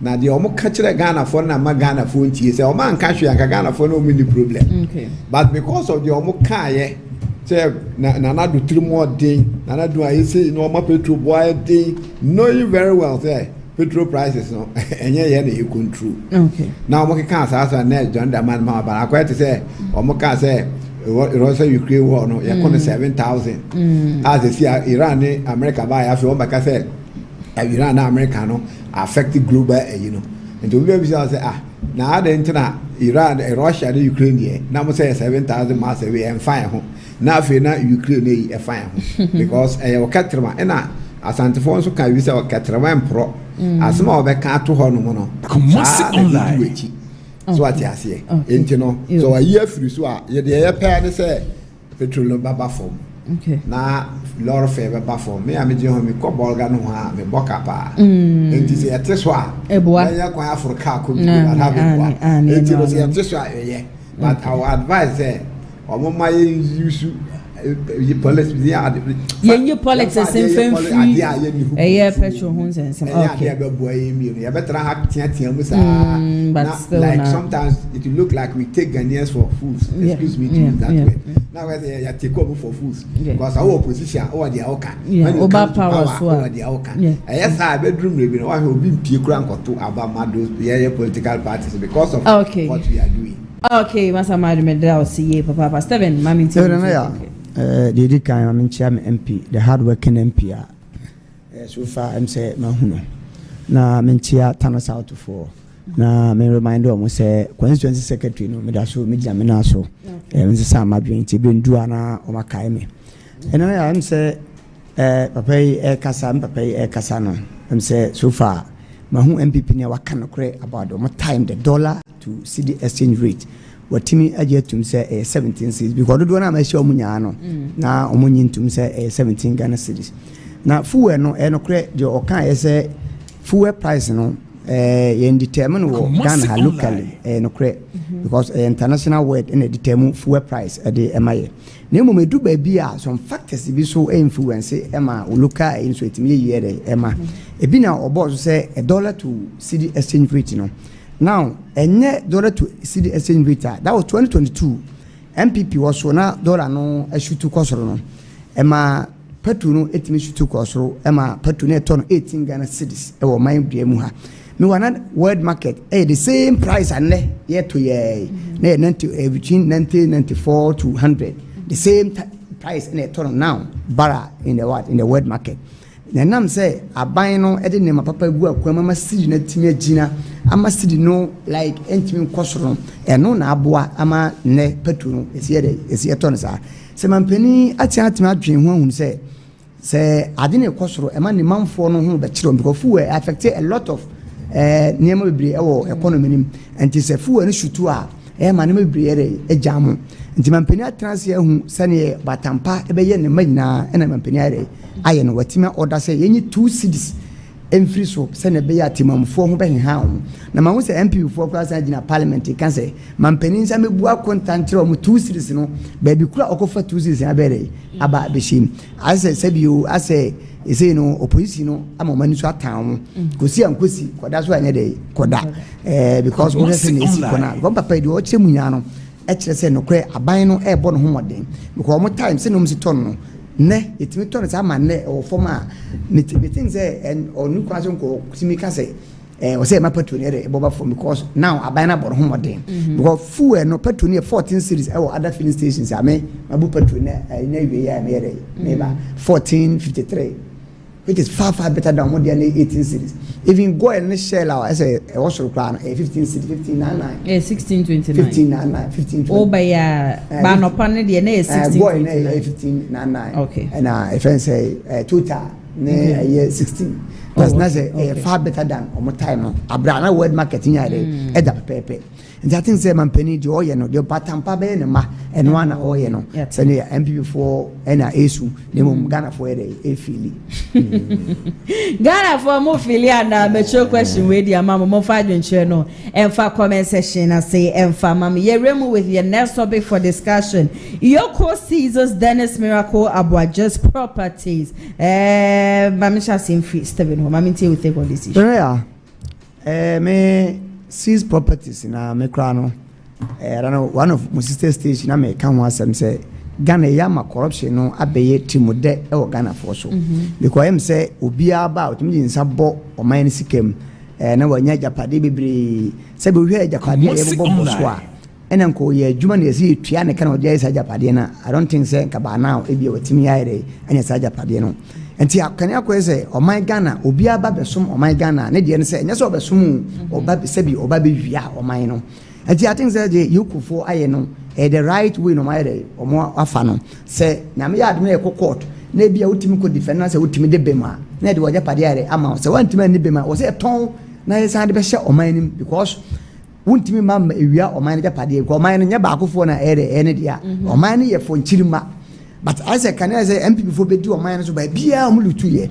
ba bia mo do mo nsa bowura ye ene say former MP no asema oka NDC batambone NDC enye omanfo no na mebusa se MPP mo dwe oman no wo hwe scandal upon scandal looting upon looting na ekoko so a enye ketwa watimi akoya administrator atimi awia oman sika allegedly almost 52 billion sika ebodin yemo anka bananka bitimi aboa kreti enyuma eda magana for na oba se oba be sum oman no na se oba be wia so me yokofo de oman no I think say best serve as deterrent eda ama the serving government the current government no ama no so nkofo so be dey ebe husua bibi afrim se de obeye bia no kena onko free na oman na tima fa nto apae dey efe na nchirima so atimi nya gidi o oman nim dan se enne obeko be na obi kaga na ho asema o ka ne poto esane se mpanifo mu di oman no omonwe oman no ho and I think that the yokufo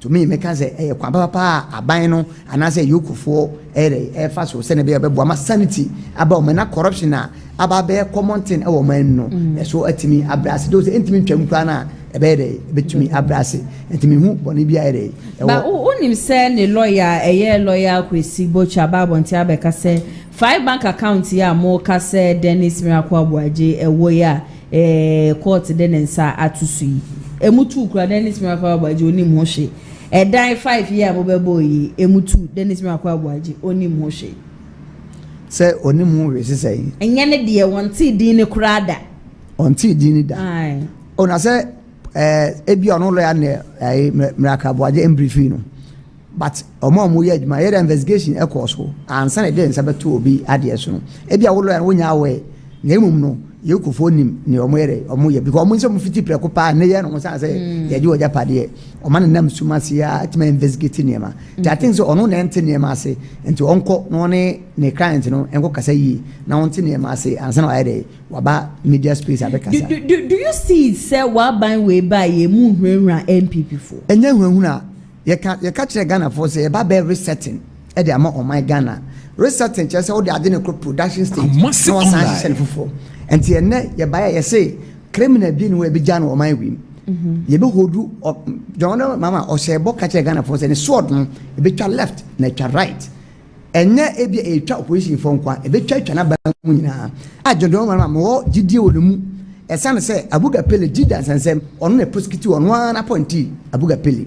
MP buyer or multi conclude on convicted no Emma Okodem so Obekaya and Akpene I am Yami of a Gagwiri I Woboko area yet to Emma like Okodem Oyendis is strong John man and a man appointment Tating said you know Mama or buy and also about the reset or mind be clean or mine now or mine or Budia or man Nipabio by yours oh Ghana de corruption no here Friends Statistical Service I don't buy say bribery a cosro ni na corruption ni bia o man no say na e kire o man no o man ye ni yi e da to ntiri ma o ana say e say o man no that thing say de ye nya hwanu na emum no ye ni e say na e fata ne ma Ghana be fa ntoma pa efia na ama international body na timanya gidie e o man ni mu say na be ya o man bi bitimi akoso boko na in the fight of you can say corruption here. Said the tema no. How would you describe that? Okay, I think they said no topic and I say no, I'm just said nam tema semna NPP for Ekana said you NPP Ghana 90s and then Ghana 2026 and then nipa descending nipa suade akonanim nso omo ye argument bia omo nya argument ampe no beka say mpoma ye down sabi ye yiri ochime wiare aboafa wo said nam tema asemna omu first as breaking news by obi omudi kan lawyer omudi kan fe no do news fan no Samson Ladi omu first Samson Ladi asema Samson Ladi kan say o say wo hwe prosecution na anasa attorney general adwuma oye na oye study work wa nya adwuma Samson Ladi as allegedly say oye NPP ni sana Ghana for kwaere ehunu ono e kan say I even say obi aye prosecute no as absentia oye nipa wo say wo go ahead enya evidence ye but owango ahead anya evidence papa and man find am to court nanim afi so omo no ka ho no pa no wa ma man nyira witness box because o can be say the moment awode obejan witness box all my testimony no na o wiki in the case but here's the case ya nya sad as opre no say ma menya ward for obi ntum na ehu se me de obi are atum enye yem for obi nko court based on emotions based on sentiments by the obi court because of mra and the control so gather evidence okay Matia Madam Mohammed yeah to us Dennis Miracle Abuaji and then answer na beto upon so say ni assets ni ade nyina no high court ashe say yoku ebetumi do monsa atoso Mate before I say me console me nua evidence was so free boku so me nua ketwa na say me Kumasi online was say me ma dia tum say ye kona petrol 70 no o say wodi atum say mo wa bem no dollar ni tumi kodu 70 but ye ko ye free so ne Debi no de no de number 2 was say and na ye ton petrol barrel $92 ye time so $92 which is not true world market but not March 1992 na $139 and a bit drew that getting to the end no and it is why a bit drew $107 ye free so na $92 inti one no men ka mo free so men ka mo free me pesa pe chere say ye hwe do ko say ye wo so na na ton sa na down to 2 say na ya sa na kai no na pesa because entisa ye ko no na e wo soro chen ene. Okay. That is because not dollar no it was so that was what he was explaining. Say I say na 18 cities na 18 cities petrol na 18 cities at that time no 2024 2022 because 1823 na 15 cities na 20 na 18 cities and he am fine on tour now yeah, there is a Abuaji and I say miracle. Kumasi online. NPP for no, or more, should I say? Also, I can't say NPP for no, just a year, or person just a year no, yeah, can't correct. But what Koka was a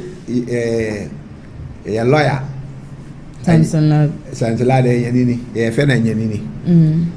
We mean, also, or no can say, that is one door can of creno. That means MPP for big kind of creno. Mengazo MPP new. What's it? alleged. So, and I will every woman in the family can have that means a big kind of crane. Yeah, no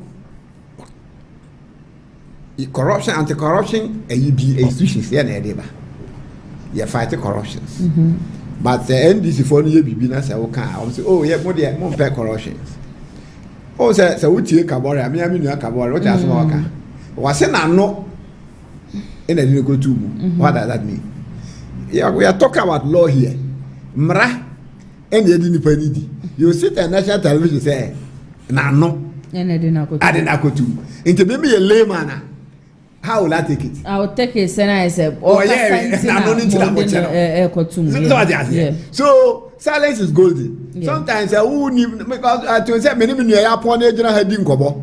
So I say, free, heading cobo. Different. So never but who can say, now I'm not heading a go to one. Now you go for a friend on one radio to radio and or casa.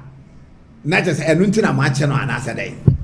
But what the case na atono so what the case atono so a ogusu yi no one because Ghana ha no say the case to so a enye hwe e dey a yebedi wasem na say odi be ma obesa odi fon so a na woko but looking at the say that they were NDC for no AC treaty NPP for no ko ye ba ye no see echichi NDC for what is NDC for? Oh yes, say we can't change go for an as much as you want. Say Sana Meka. Say Sana Meka.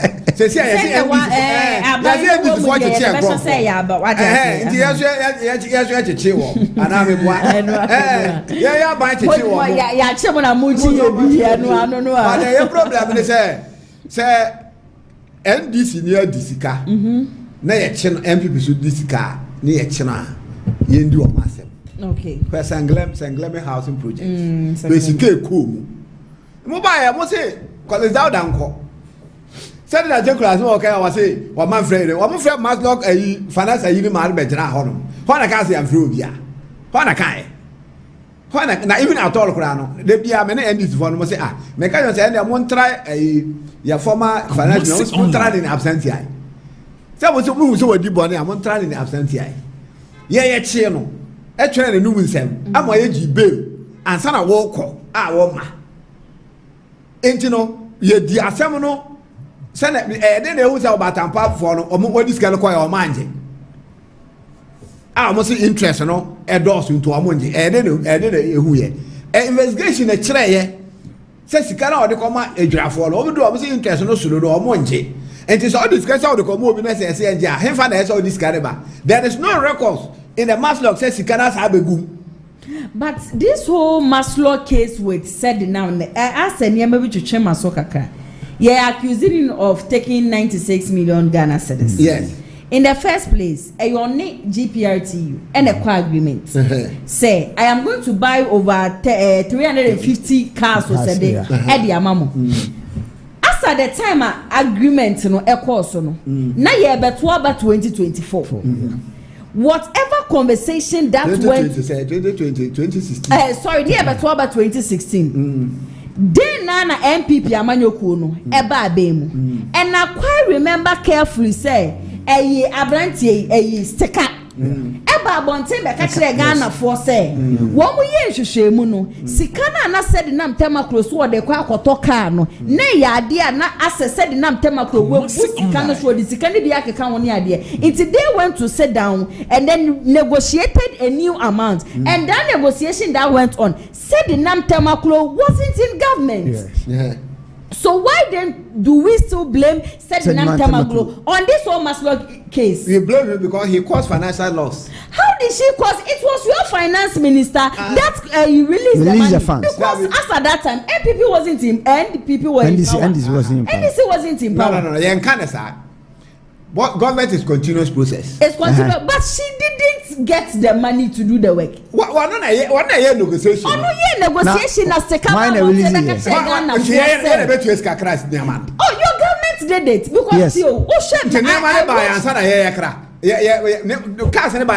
No. Only that negotiation was, I think it was somewhere October, November. It's in December, no. And you got to about NPP Amanyoko no. Every election no. It's no. And review. I to review. The cast was here. We saw the cast. We saw the cast at Parliament. So how then the Seka come out to tell God because Seka was then man position, Mr. Deputy BBB. That be what I know charge of mass law.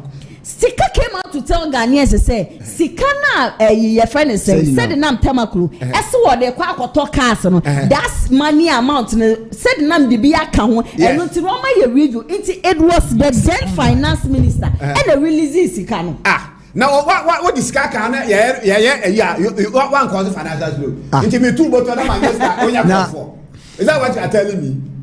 That we don't go there. Where are legal matters? Where? I understand it is legal matters. But I am saying, sir, if we are blaming all the cases, it is only Maslock there, no. And I said, now I want to masu because of what Seka came out to say. And you can say because she cannot no got my GP, you know. Kawan Fabia, you saw or what J cars, no. Because what did be so soon to the cars and the car every moment to maintain a cars and a car on air pro. You have caused financial loss. And our government and ban. What do you mean can't you say? Because I say why yes I didn't hear my cars and pro and I see a jackass no. So you have to negotiate. But now what you can cause financial loss maybe. You can't financial loss and it is can wait. What ya dear ma or mine I day aboka. And just walk or talk car. Ebia walk or talk car and 10 cities. You put it on the February 12 cities. Oko by also to the 12 man 14 cities. Next one cast 1 year. Abra car no can also turn the 10 out of man 12. You have caused financial loss to the state. That is it. What's it? Government. What's it? I didn't tell the cars and buy one more. Be not come my GPR too. I don't want that was an agreement between the GPR. So when is come the GPR who said I be Chicano? They are now also the man. The engineer you should can MY even at all. Come on NPP for buy no price. I can say be continue. Obi no you never be no be ampe because who quite yeah. What do you mean you man take her? It's not an issue. So, but in any case, now me a man is sick. I think so many issues relating to that. Into me cry there, I mean cars because after a car no home. If the car there do, of course, financial the cars, but a man is sick. What they call you now, almost Sicano or Montano. It should have returned it back to the coffers. According to investigation, woman who quiet. Sikane there, fast by, and just recently after so my free, and almost is also Sikano. He's paying the money. Who say, chief? What say? What the question will be a top panel? What was the working cat out there? So the question maybe I see a top panel, now I got top panel. So, you know, almost according to this canon, I could share with you, baby, what G, a bicycle, and so Obana also what free Nipana. But even today, no. Spokesperson to Felix Ofosu and me who his statements be our said the name Tamaklu once a woman. Aye, or not Felix Ofosu.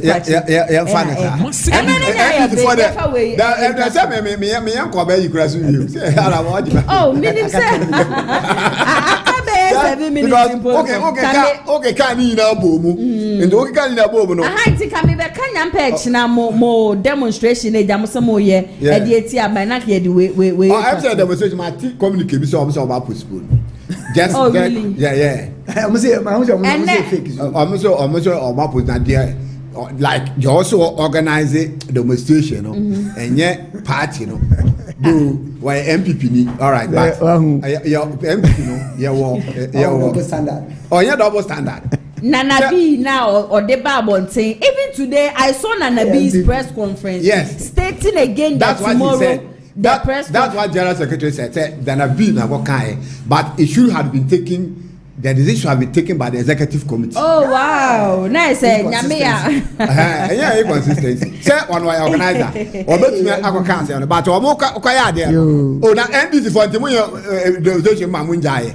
Mutimi ya ma calculated and planned. And you say, well, Nana B. And I saw a demonstration about and people nani panya but in say fat structure no na ye kwa nya wado na say what yes I didn't say the executive ni na egitum say na pese the new date will come. That is a communique married, but I don't know. Okay, I think the new patriotic party's democracy under attack demonstration scheduled for Thursday, August 2026 is not cancelled, despite conflicting internal statements and rumors of a postponement.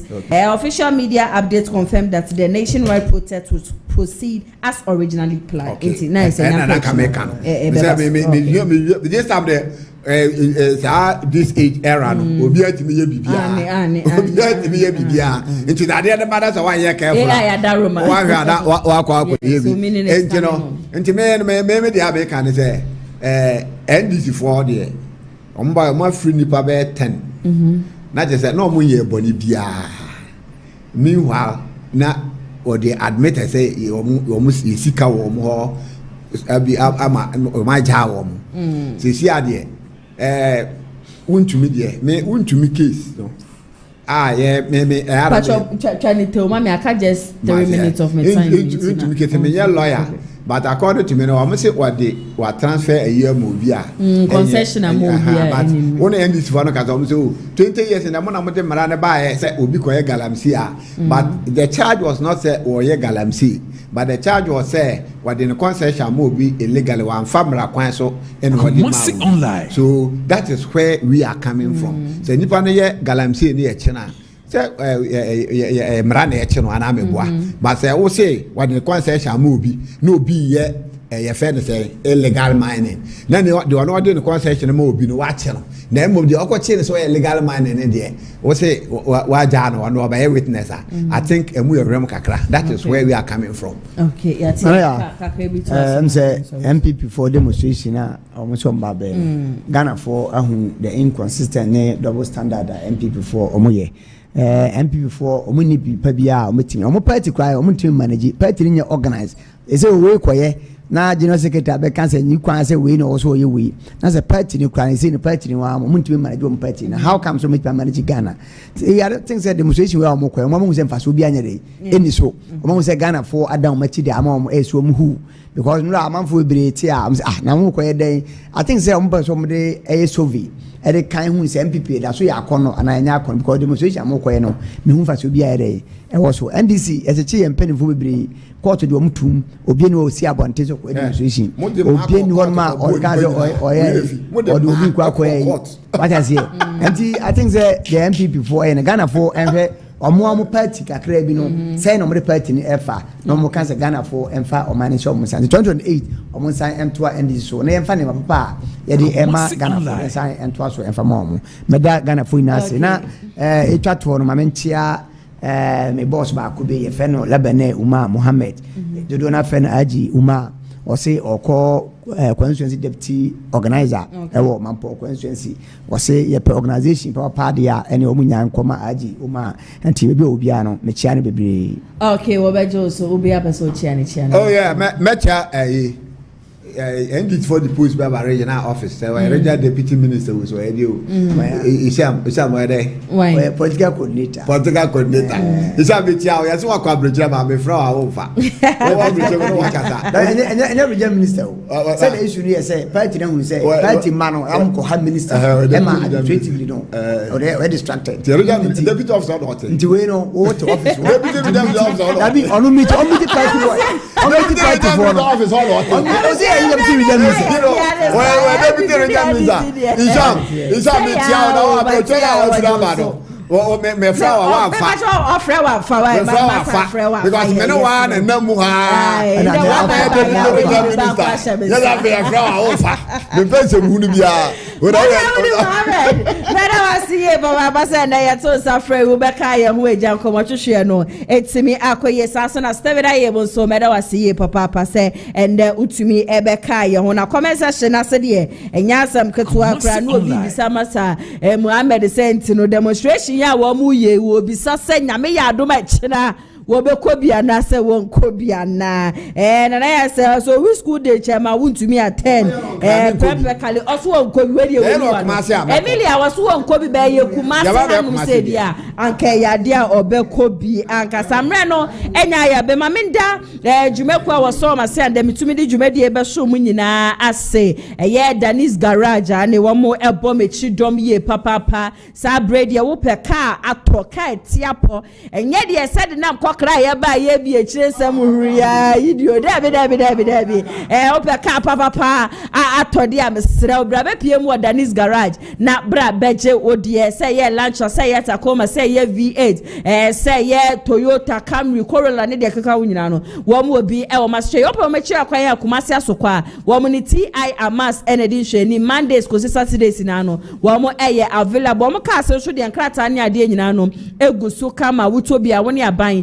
enya problem bia police ban for so eso mase and then mitumi show down jumedie no eba so mo me patcho won so wapo so 822 no kwana kopie mu any pharmaceutical shop and as a chemist shop na kwana kwaje wo police ban we quick relief angasa ukwaji bia obo bia hoya oya no de kakra sra wunsem ahu na odi a massage ho no ma 5-10 minutes na pace ni nyina no etutu ko mo so amopa ne dudu etu mo kopie mo Missy Herbal Center imrom Kumasi enkwaje mo de 0244582993 ofre wo mo so wo mo beje o so shon kuma me da production team ni nyina se ensama hodo e ba wo krata ni nyina hana 80p de be so be camera ni MC ajo sapoma e na fe kwajo ye ba wo mo sanwe juma e na echegu ye executive producer ye Mr. Daniel ye boy me so ametina gem ene jumedi ye be so mo medin ene nana ya se wanyame ya adoma echina exactly 2 p.m. ye be san so edi ehia e wo show down jumedi so for now ne de makra mo stay safe.